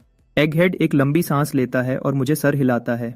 फिर वह मुड़ता है और बिना कुछ कहे चला जाता है। मैंने अभी अभी बीस्ट मोड चालू किया था एक बड़ी बात कहने के लिए, चोट से बचने के लिए। आज रात का स्ट्रेंथ सेशन जल्दी खत्म करना पड़ेगा।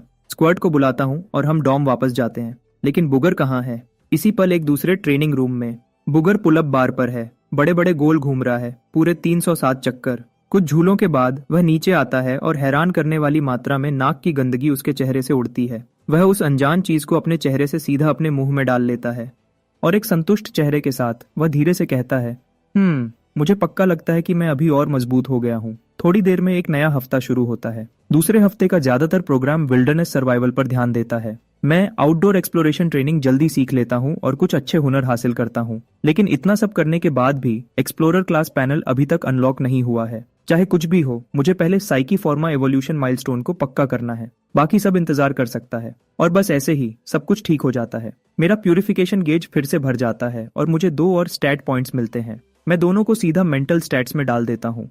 पैनल चमकता है और रिवॉर्ड्स एक साथ आ जाते हैं। जैसे पहले जुवेनाइल ह्यूमनॉइड बीस्ट रिवॉर्ड मिला था, एक फॉर्म, एक ट्रेट। मैं तुरंत पूरी जानकारी देखने के लिए टैप करता हूँ। जब चाहे ओवरड्राइव चालू कर पाना, मैं इससे बहुत खुश हूँ। फिर मैंने मर्ज ट्रेट प्रेडेटर रिवॉर्ड की जानकारी चेक की, बिल्कुल मेरी शारीरिक स्टैट्स की तरह।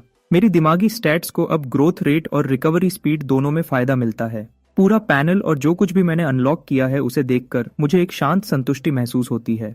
उसी समय मैं सोचता हूँ, अगर मेरी शारीरिक और दिमागी दोनों स्टैट्स कभी 100 तक पहुंच जाएं, तो मैं शायद अवेकेंड बनने की तरफ बढ़ने के लायक हो जाऊंगा। एक मोटा मोटा हिसाब लगाकर मैं 3 साल का होने से पहले उस निशाने तक पहुंचने की कोशिश करूंगा, जब बच्चों को विल्डरनेस स्किल्स अच्छे से आ जाती हैं।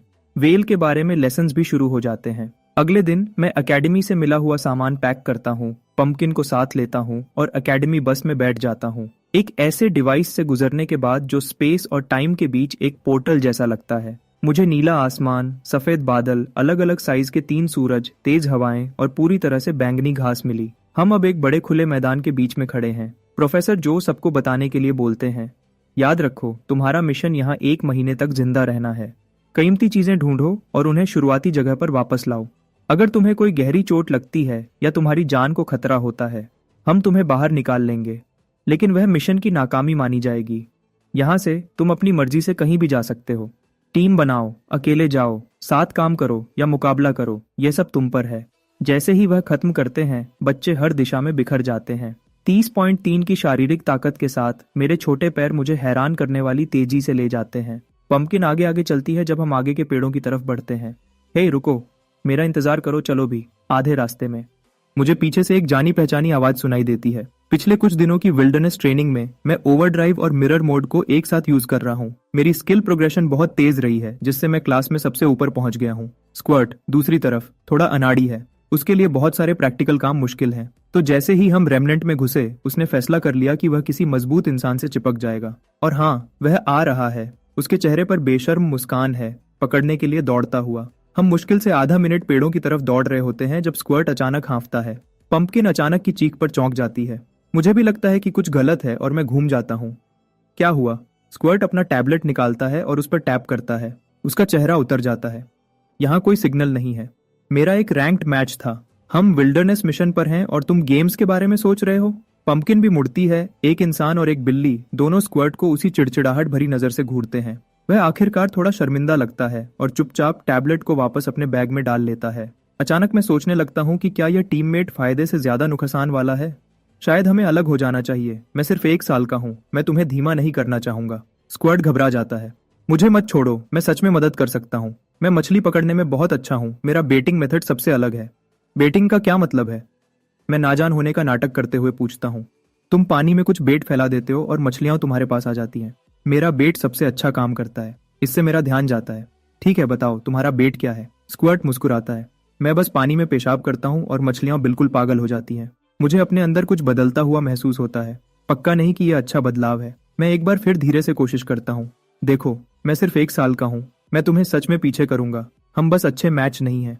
नहीं नहीं नहीं, स्क्वर्ट जल्दी से जोड़ता है।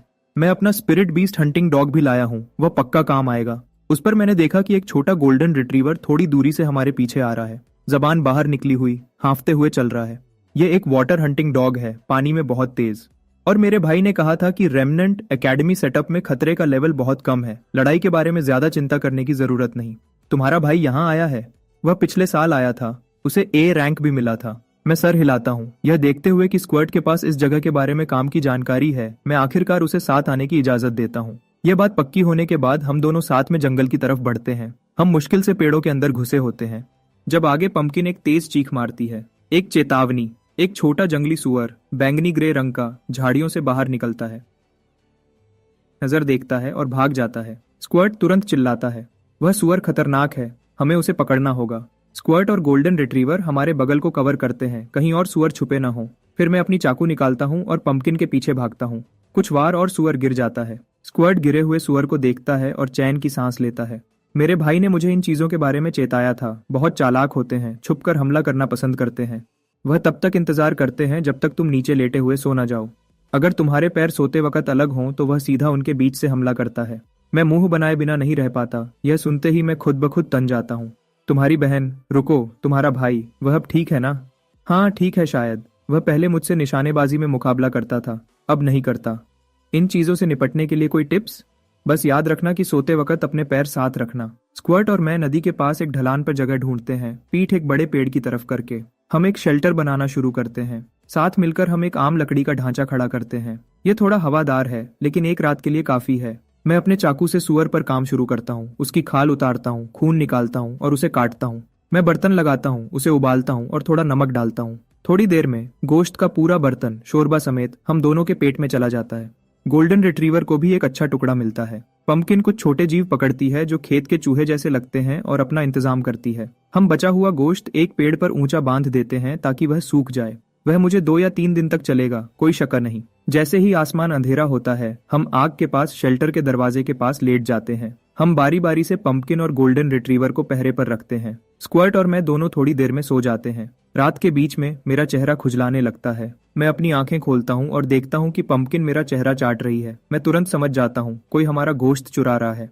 गोल्डन रिट्रीवर ने भी देख लिया है। वह स्क्वर्ट को जगाने के लिए दौड़ता है। मैं खामोशी का इशारा करता हूँ, मैं खामोशी का इशारा करता हूँ, मैं खामोशी का इशारा करता हूँ। धीरे से स्क्वर्ट को जगाता हूँ और उसे सब बताता हूँ। हम चारों, 2 बच्चे, एक बिल्ली, एक कुत्ता, चुपचाप शेल्टर से बाहर निकलते हैं। हम उस पेड़ की तरफ बढ़ते हैं जहाँ गोश्त लटका हुआ है। मुझे बस कुछ दिखता है जो पेड़ पर चढ़ रहा है, पहले ही गोश्त के पास। स्क्वर्ट एक पत्थर पकड़ता है फेंकने के लिए।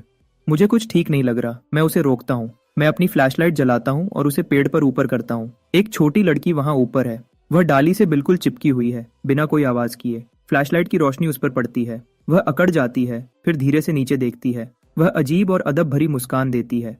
कहती है, तुमने मुझे पकड़ लिया। शेल्टर के दरवाजे के बाहर स्क्वर्ट उस लड़की को घूरता है जिसने अभी हमारा गोश्त चुराने की कोशिश की थी। उसने पहले भागने की कोशिश की थी। स्क्वर्ट उसे पकड़ने की कोशिश में गिर गया था, लेकिन आखिर में उसे पकड़ लिया। बोलना शुरू करो, तुम हमारा गोश्त क्यों चुरा रही थी? लड़की मुस्कुराती रहती है। स्क्वर्ट का गुस्सा बढ़ता है, क्योंकि मेरे पास खाने को कुछ नहीं था। वह शर्मिंदा होकर अपना सर झुका लेती है। उसकी सीधी बात सुनकर स्क्वर्ट उसे चुपचाप देखता रह जाता है। आग की रोशनी में मैं उसे साफ देखता हूँ और पहचान जाता हूँ। यह मौत है और वह कमजोर नहीं है। उसका हर दिन का एवरेज स्कोर हमेशा टॉप 5 में रहता है। तुम्हारी आज रात की हरकत ने हमारी नींद खराब की और हमारी फ्लैशलाइट की बैटरी भी खर्च की। मैं शांति से नुकसान बताता हूँ। मौत सर हिलाती है और अपने दोनों हाथ आगे करती है, हथेलियां ऊपर। वह अपनी आंखें बंद करती है, कहती है, मारो मुझे। हम तुम्हें क्यों मारेंगे? स्क्वर्ट थककर कहता है, जब तुम चोरी करते हो और पकड़े जाते हो तो मार पड़ती है। क्या सबको ये नहीं पता? हम तुम्हें मारेंगे नहीं, लेकिन तुम पर हमारे नुकसान का कर्ज है। अगर तुम्हें कोई कीमती चीज मिली है तो वह चलेगी, अगर नहीं तो वह घास का बना हुआ जो तुमने पहना है वह दे दो। मौत अपनी घास की बुनी हुई चीज को थोड़ा और कसकर पकड़ लेती है, लेकिन उसके पास सच में कोई कीमती चीज नहीं है। क्या जानकारी पेमेंट में चलेगी? मैं सर हिलाता हूँ। सुनो, मौत अपना दिन बताना शुरू करती है। जब सब अलग हो गए थे, वह अकेली घने जंगल में चली गई और अंदर जाने के बाद उसे घने जंगल में एक गुफा मिली। लेकिन जैसे ही वह अंदर गई, उस पर रेजर क्लॉज के झुंड ने हमला कर दिया। उनके दांत और पंजे बहुत तेज थे, वह बहुत जोर से मारते हैं। उसका सारा सामान खो गया और वह घाटी से भाग गई। जगह से अनजान होने की वजह से वह लगभग पकड़ी गई थी। मुश्किल वक्त में एक बहुत बड़ा आदमी, लगभग 2 मीटर लंबा, घाटी की गहराइयों में थोड़ी देर के लिए दिखा और फिर गायब हो गया। उसके साथ एक गहरी, गरजने वाली आवाज भी आई। रेजर क्लॉज ने वह आवाज सुनी और उसका पीछा करना छोड़ दिया। दुम दबाकर भाग गए। घाटी से बाहर निकलने के बाद उसके पास शिकार करने की कोई ताकत नहीं बची थी। तभी उसने पेड़ पर लटका हुआ सुअर का गोश्त देखा तो उसने रात होने का इंतजार किया और अपना काम किया।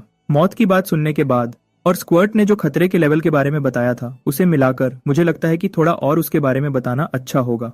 वह 2 मीटर लंबा आदमी शायद कोई मामूली चीज नहीं है। जैसे ही मैं सोच रहा था कि मौत की कहानी कैसे चेक करूं, स्क्वर्ट बिल्कुल सीधे मुंह से कहता है, मुझे पता है कि वह झूठ बोल रही है या नहीं। वह मौत के पास जाता है। पूरी कहानी फिर से सुनाओ, लेकिन उल्टा। जब तुमने गोश्त चुराया वहां से शुरू करो और शुरुआत तक जाओ। मौत हैरान दिखती है, लेकिन बात मानती है। सब कुछ उल्टे ऑर्डर में बताती है। जब वह खत्म करती है, स्क्वर्ट मुझे एक तरफ खींचता है और धीरे से कहता है, वह सच बोल रही है। लोग सिर्फ उसी ऑर्डर में झूठ बोल सकते हैं जिस ऑर्डर में चीजें हुई हैं। उल्टा जाने पर झूठा हमेशा पकड़ा जाता है। ये तुमने कहाँ से सीखा? मेरे पापा ने सिखाया था। एक बार वह काम से वापस आए और मैंने उन्हें बताया कि मैं पूरा टाइम पढ़ाई कर रहा था। उन्होंने मुझे सब कुछ उल्टा बताने को कहा। मैं आगे झुकता हूँ। और फिर क्या हुआ? स्क्वर्ट की मुस्कान रुक जाती है। फिर उन्होंने मुझे मारा। मौत के पास वापस जाते हैं। तुम जा सकती हो। वह सर हिलाती है, लेकिन उसकी आंखें बर्तन में रखी दर्जनों बेरीज से नहीं हट रही हैं और उसके पेट से एक लंबी धीमी आवाज आती है। मौत ने आज जो कुछ भी झेला, उस सब को याद करते हुए, उसकी लड़ने की ताकत स्क्वर्ट से साफ तौर पर ज्यादा है और दोनों को उस गुफा को मिलकर खोजने से फायदा हो सकता है। यह सोचकर मैं मुट्ठी भर बेरीज लेता हूँ और उसके हाथ में देता हूँ। तुमने जो जानकारी दी वह कीमती थी। यह तुम्हारी है। मौत की आंखें चमक उठती हैं। वह उन्हें सेकंड्स में खा जाती है। 2 निवाले और वह खत्म। साफ है कि उससे उसका पेट बिल्कुल नहीं भरा। मैं सही मौका देखता हूँ। क्या साथ काम करना चाहती हो? हम उस गुफा को एक टीम की तरह खोजेंगे। बची हुई बेरीज का आधा हिस्सा तुम्हारा होगा और एक टुकड़ा गोश्त भी। मेरी पेशकश सुनने के बाद मौत हिचकिचाती है। वह बर्तन में रखी बेरीज पर चोरी छिपे नजर डालती है, लालच को रोकती है और धीरे से कहती है, शुक्रिया। फिर वह पल भर में गायब हो जाती है। जंगल की गहराइयों में दौड़ती हुई चली जाती है। अगली सुबह जल्दी स्क्वर्ट और मैंने बात की और जल्दी से जल्दी गुफा की तरफ जाने का फैसला किया। हम जल्दी से सामान पैक करते हैं और फिर निकल पड़ते हैं। 2 बच्चे, एक बिल्ली, एक कुत्ता। 3 घंटे पैदल चलने के बाद हम आखिरकार पहुंच जाते हैं। यह वह जगह है जहां मौत ने अपना आधा दिन इस मुश्किल जगह में गुजारा था। स्क्वर्ट कांटों से भरे रास्ते को देखकर धीमी से सीटी बजाता है, फिर गंभीर हो जाता है। ध्यान से, अगर सिस्टम ने हमें खतरे में बताया और एकेडमी ने हमें बाहर निकाल दिया तो मिशन खत्म हो जाएगा। यह चेतावनी ध्यान में रखते हुए मैं पंपकिन के साथ पहाड़ में आगे बढ़ता हूँ। बस कुछ कदम अंदर आगे एक काला साया दिखता है, बिल्कुल वैसा ही जैसा मौत ने रेजर क्लॉ के बारे में बताया था। इस जगह का सबसे खतरनाक शिकार करने वाला जानवर। रेजर क्लॉ मुझ पर नजर जमाता है। उसकी नजर जानलेवा हो जाती है और वह एक धीमी गरज निकालता है जो सिर्फ एक जंगली जानवर ही निकाल सकता है। मैं स्क्वर्ट को पीछे रहने का इशारा करता हूँ और अपनी चाकू लेकर हमला करता हूँ। रेजर क्लॉ ने साफ तौर पर इतने छोटे से किसी को पहले हमला करते हुए नहीं सोचा था। वह गरजता है और अपने दांत दिखाकर हमला करता है। सच कहूं तो एक जंगली जानवर से लड़ना रिंग में लड़ने से बिल्कुल अलग होता है। मानसिक दबाव एक अलग ही लेवल पर होता है। मैं खुद को संभालता हूँ और पंपकिन के साथ मिलकर काम करता हूँ। रेजर क्लॉ के चारों तरफ घूमता हूँ और उसकी ताकत को समझता हूँ। पंपकिन उछलता है और तेजी से घूमता है। रेजर क्लॉ का ध्यान अपनी तरफ खींचता है। 2 मिनट बाद मुझे आखिरकार अपना मौका मिल जाता है। मैं पल भर में बीस्ट मोड एक्टिवेट करता हूँ, फासला कम करता हूँ और अपनी चाकू रेजर क्लॉ के पेट में जोर से घुसा देता हूँ। एक तेज सिसकारी निकलती है। जैसे ही ब्लेड उसकी रक्षा को तोड़ती है, एक्सप्लॉइट स्ट्राइक का डैमेज बोनस एक्टिवेट हो जाता है। रेजर क्लॉ एक चीख निकालता है और धीरे से जमीन पर गिर जाता है। पहला शिकार। सब खुश हैं। हम थोड़ी देर आराम करते हैं और आगे बढ़ते हैं, मौत के बताए हुए के हिसाब से। आधे घंटे बाद हमें छिपी हुई गुफा मिलती है जो एक नीचे जगह के कोने में छिपी हुई है, लेकिन वह नजारा हमें रोक देता है। 30 से ज्यादा रेजर क्लॉज एक साथ इकट्ठे हैं, सब एक ही जगह पर चीख रहे हैं। यह देखकर स्क्वर्ट के घुटने कांप जाते हैं। चलो पीछे हट जाते हैं, अगर उन्होंने हमें देख लिया तो हम खत्म। मैं सर हिलाता हूँ और धीरे से पीछे हटना शुरू करता हूँ। तभी गुफा के अंदर से नीली रोशनी चमकती है। उसके बाद एक भारी ताल में चलने की आवाज आती है, जैसे कोई बहुत बड़ा जानवर चल रहा हो। रेजर क्लॉज एक साथ पीछे हट जाते हैं। मैं चुप हो जाता हूँ और घूरता हूँ। मैं आखिरकार उस बड़े आदमी को साफ देख पाता हूँ जिसका मौत ने जिक्र किया था। एक जंग लगा हुआ मेटल का रोबोट अपनी मैकेनिकल बाहें घुमाता है। रेजर क्लॉज को पीछे धकेल रहा है जो गुफा में घुसने की कोशिश कर रहे हैं। उसी वक्त वह ऐसी आवाजें निकालता है जो मैं समझ नहीं पाता। हम ट्रांसलेटर चलाते हैं। वही लाइन बार बार दोहराई जाती है, सीरी गार्डियन आपकी सेवा में। कई बार हमला करने में नाकाम होने के बाद रेजर क्लॉज समझ जाते हैं कि वह अंदर नहीं घुस सकते और धीरे से पीछे हट जाते हैं। गार्डियन बॉट पीछा नहीं करता। भारी कदमों की आवाज फिर आती है और बॉट गुफा की गहराइयों में वापस गायब हो जाता है। क्या प्लान है? स्क्वर्ट पूछता है जब हम सुरक्षित जगह पर वापस आ जाते हैं। हम अंदर जाएंगे, कोई शक्कर नहीं, लेकिन हम समझदारी से करेंगे। हम खोजने वाले हैं, सुइसाइड स्क्वाड नहीं, क्योंकि इतने सारे रेजर क्लॉज हैं कि उनसे सीधे लड़ना मुश्किल है। हम जाल लगाने और उन्हें एक एक करके खत्म करने का फैसला करते हैं। लगता है हमें कुछ और लोगों की मदद लेनी पड़ेगी। तो स्क्वर्ट और मैं घाटी के बाहर काम करते हैं, जाल बनाने का सामान इकट्ठा करते हैं और साथ ही मदद करने वाले लोगों को भी देखते रहते हैं। थोड़ी देर बाद हमें पास में लड़ने की आवाजें सुनाई देती हैं। मैं अपनी नाक की गंदगी को मछली और खरगोश पकड़ने के लिए इस्तेमाल कर सकता हूँ। तुम क्या कर सकते हो? मैं बास्केटबॉल खेलता हूँ और मैं गाना, डांस और रैप कर सकता हूँ। मैंने आवाजें तुरंत पहचान ली और हंसने लगा। लगता है हमारी मदद आ गई। जो प्लान हमने बनाया था उस पर चलते हुए सब कुछ ठीक चलता है। हमने 5 या 6 दिन घाटी में 40 से ज्यादा रेजर क्लॉज को खत्म करने में लगाए। अब बस कुछ ही बचे हैं। तब उन्हें आखिरकार खतरा महसूस होता है और वह सब घाटी से तेजी से बाहर निकलते हैं। गुफा के रास्ते को रोकने वाले रेजर क्लॉज का काम खत्म होने के बाद हम चारों धीरे से गुफा के पास जाते हैं। तब फिर से भारी कदमों की आवाज आती है। जंग लगा हुआ गार्डियन बॉट एक बार फिर बाहर आता है और फिर से उसी गर्म आवाज में, सीरी गार्डियन आपकी सेवा में। ऐसी चीज के खिलाफ जो अकेले रेजर क्लॉज के पूरे झुंड को रोक सकती है, हम जल्दी नहीं करते। मैं बॉट को ध्यान से देखता हूँ और प्रोफेसर जो की कही हुई एक बात याद आती है, जब तुम किसी नई सभ्यता से मिलो तो जल्दी से दुश्मनी मत दिखाओ, पहले बातचीत करो। बॉट अभी भी अपनी वही लाइन दोहरा रहा है, तो मैं ट्रांसलेटर का इस्तेमाल करता हूँ, बॉट के बोलने के तरीके की नकल करता हूँ और जवाब देता हूँ, गेते मुझे सेवा चाहिए। बॉट रुक जाता है, उसकी नजर मुझ पर टिक जाती है। बच्चा मिला। फिर उसकी मैकेनिकल बाहें हिलने लगती हैं। पल भर में बाहें ऊपर उठती हैं जैसे हमें भगाने के लिए। फिर वह आगे बढ़ता है जैसे बॉट मुझे उठाने वाला हो। कुछ मिनट तक इस आगे पीछे के बाद एक छोटी सी बिजली की आवाज आती है और बॉट की आंखों में नीली रोशनी बुझ जाती है। वह बिल्कुल अकड़ा हुआ अपनी जगह पर जम जाता है। तो यहाँ सबकर ये है, कभी हिचकिचाओ मत, कभी रुको मत, वरना तुम सच में खुद को खत्म कर लोगे। खैर, मैं ध्यान से आगे बढ़ता हूँ। बॉट बिल्कुल भी रिएक्ट नहीं करता। स्क्वर्ट खलुश हो जाता है और उसके बगल से अंदर घुस जाता है। हम अपनी फ्लैशलाइट्स जलाते हैं। गुफा सीधी है, कोई शाखाएं नहीं, एक सिरे से दूसरे सिरे तक दिखती है। 2 बड़े खुले मेटल के दरवाजों के आगे एक छोटा सा अलग थलग रहने का बेस है। सबसे आखिरी में 2 शरीर, एक आदमी और एक औरत, एक दूसरे से टिके हुए हैं। मैं अपनी बात वापस लेता हूँ, वह इंसान जैसे हैं। मैं हमेशा सोचता था कि एलियन सभ्यताएं अजीब और एलियन दिखेंगी, लेकिन एक डिवाइस से जो कैमरा जैसा दिखता है, हमें पता चला कि वह 2 अवेकेंट थे जिनमें उड़ने की शक्ति थी। इस दुनिया की खूबसूरती से खिंचकर उन्होंने यहाँ रहने का फैसला किया था। लेकिन एक दिन बिना किसी चेतावनी के आसमान में अनगिनत छोटे काले बादल दिखे। बादलों ने तबाह करने वाली एनर्जी की किरणें छोड़ी, पूरी दुनिया को तबाह कर दिया। आदमी और औरत मदद करने के लिए बाहर दौड़े, लेकिन अवेकेंट होने के बावजूद भी वह काले बादलों के खिलाफ कुछ नहीं कर पाए। बुरी तरह घायल होकर उनके पास बेस में वापस जाने के अलावा कोई रास्ता नहीं था। एक अवेकेंट को ठीक करने वाली कोई दवा नहीं थी और सिर्फ एक गार्डियन बॉट था जो मामूली सुरक्षा और देखभाल करता था। उन्होंने शांति से अपनी मौत को गले लगाया। जब रिकॉर्डिंग खत्म होती है, सब लोग साफ तौर पर घबरा जाते हैं। फिर अचानक दरवाजे पर एक आदमी दिखता है। बधाई हो, सिर्फ 8 दिन में तुमने इस पूरी जगह की सबसे कीमती सभ्यता की चीज ढूंढ ली है। प्रोफेसर जो धीरे से अंदर आते हैं। वह अपने फोन पर एक डॉक्यूमेंट स्क्रॉल कर रहे हैं।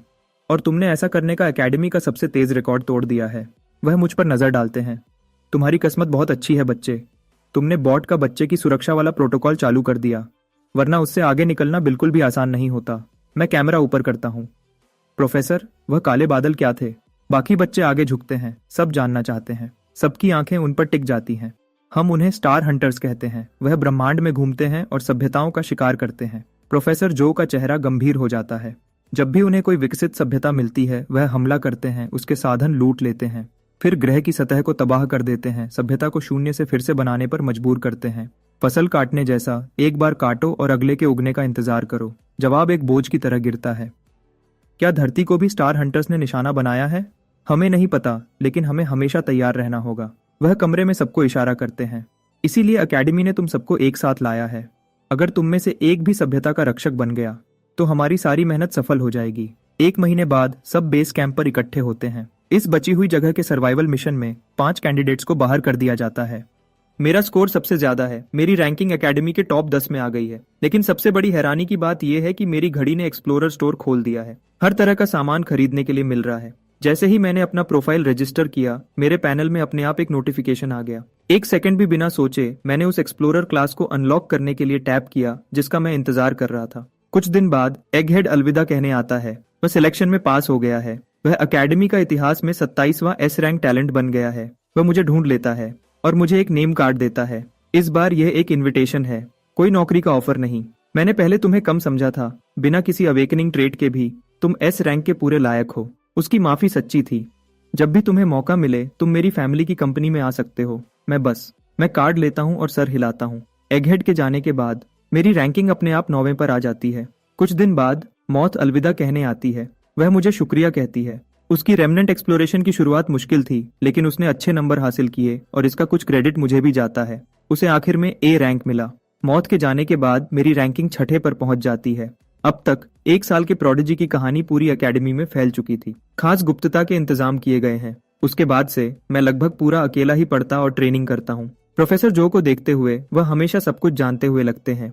एक दिन मैंने अंदाजा लगाया और पूछा, क्या आप एक अवेकेंड प्रोफेसर हैं? वह अपनी वुल्फबेरी ड्रिंक का घूंट लेते हैं और मुस्कुराते हैं। तुम्हें क्या लगता है? और मैं सोचता हूँ कि क्या मैं अंदाजा लगाऊंगा। मैं मुड़ता हूँ और चला जाता हूँ। चेकमेट। वह बस मुझे देखता रह जाता है। आधे महीने बाद दुन्नो की बारी थी एकेडमी छोड़ने की। वह उदास दिख रहा था। उसे सिर्फ C+ रेटिंग मिली थी। लेकिन दुन्नो दुखी नहीं था, बल्कि वह आगे की तरफ उत्साह से देख रहा था। मैं अच्छा दिखता हूँ, मैं गाना गा सकता हूँ और डांस कर सकता हूँ, और मैं बॉल भी खेल सकता हूँ। मैं एक ट्रेनी के रूप में डेब्यू कर सकता हूँ। कौन जानता है, शायद मैं बड़ा बन जाऊं। 1 हफ्ते बाद स्क्वर्ट और बुगर को उनकी रेटिंग्स मिलती हैं। स्क्वर्ट को B+ मिलता है, बुगर को B मिलता है। दोनों जीनियस स्टैंडर्ड को पूरा करते हैं और पूरे फायदे के पैकेज के लिए क्वालिफाई करते हैं। वह तुरंत जल्दी जाने के लिए अप्लाई करते हैं ताकि अपनी फैमिलीज के साथ सेलिब्रेट कर सकें। उनके जाने से पहले हम तीनों एकेडमी की कैफेटेरिया में साथ में खाना खाते हैं।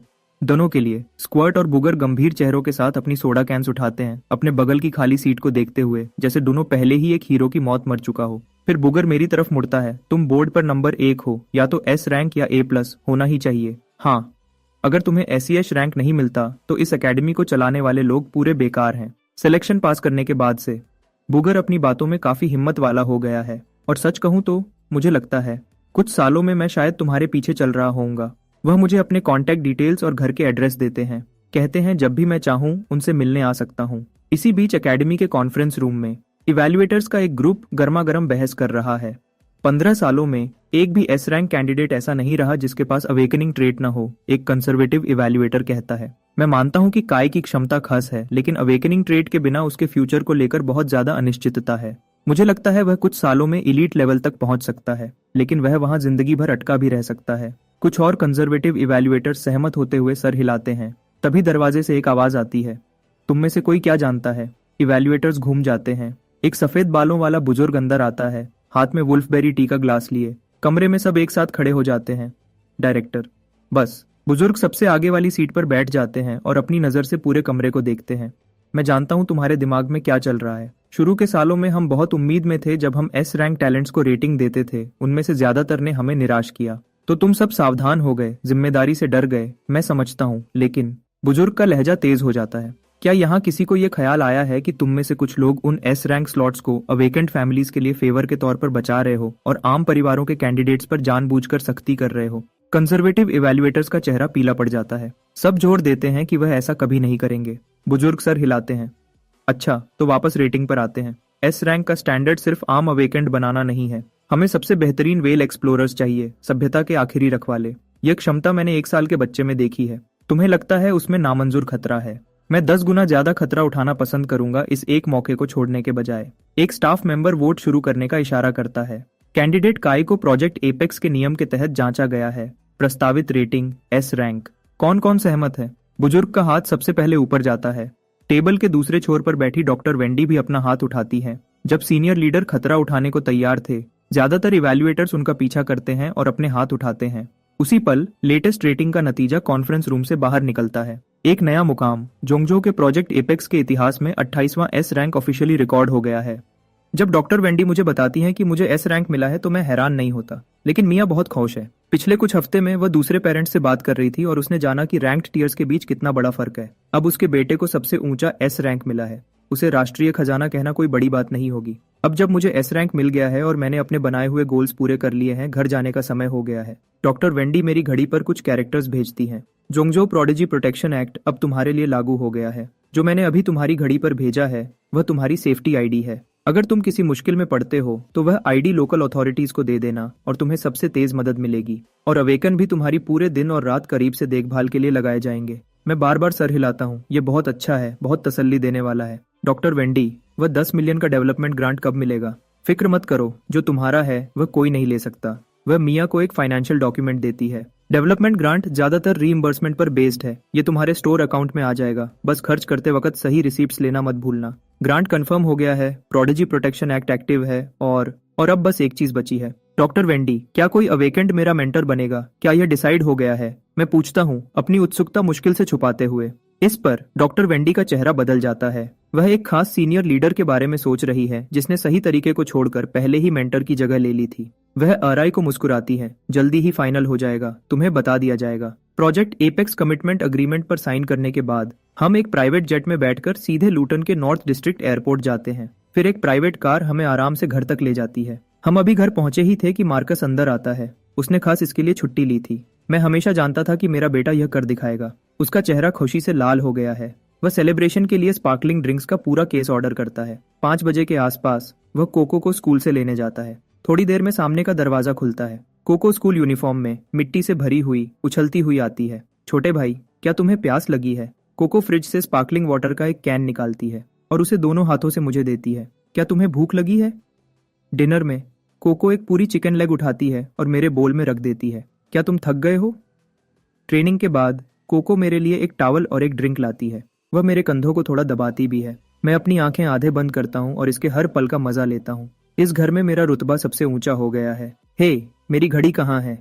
1 या 2 मिनट की मसाज के बाद कोको का सब्र खत्म हो जाता है। उसका असली मकसद आखिरकार सामने आता है। इससे पहले कि वह अपने असली डरावने रूप में बदल जाए, मैं एक्सप्लोरर स्टोर ऐप खोलता हूँ और उसे शिपिंग स्टेटस दिखाता हूँ। कोको स्क्रीन को घूरती है, उसकी आंखें चमक उठती हैं। एक्सप्लोरर सीरीज, वह लिटिल प्रोडिजी का सबसे महंगा मॉडल है और ये लिमिटेड एडिशन है। पैकेज आने से पहले 2 दिन तक कोको की मेरे प्रति भक्ति की कोई सीमा नहीं थी। मैं भी मुश्किल से अपनी हंसी रोक पाता हूँ। इस लड़की ने अपने माँ बाप को भी इतनी इज्जत कभी नहीं दी। जैसे ही घड़ी आती है, भाई बहन की वफादारी का कार्ड एक्सपायर हो जाता है। लेकिन जब मैं अनाउंस करता हूँ कि घर के लिए फ्यूचर में जितना भी मीट खरीदा जाएगा उसका पैसा मेरे अकाउंट से मिलेगा, मैं कोको को फिर से अपनी मुट्ठी में कर लेता हूँ। मेरी एस रैंक रेटिंग की खबर सिर्फ ऊपर के कुछ खास लोगों में ही फैली है। लूटन की सिटी गवर्नमेंट का मुख्य ऑफिशियल चुपचाप हमारे घर आता है। जब ऑफिशियल पूछता है कि हमें क्या चाहिए, मैं सीधे बोलता हूँ, मैं चाहता हूँ कि मेरी फैमिली सुरक्षित रहे।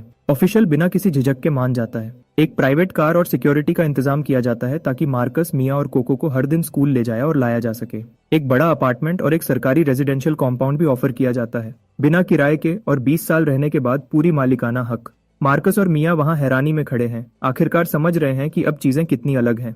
शिफ्ट होने के दौरान मैं बस हर दिन बिना किसी छुट्टी के ट्रेनिंग करता हूँ, अपने मेंटोर के असाइनमेंट के फाइनल होने का इंतजार करते हुए।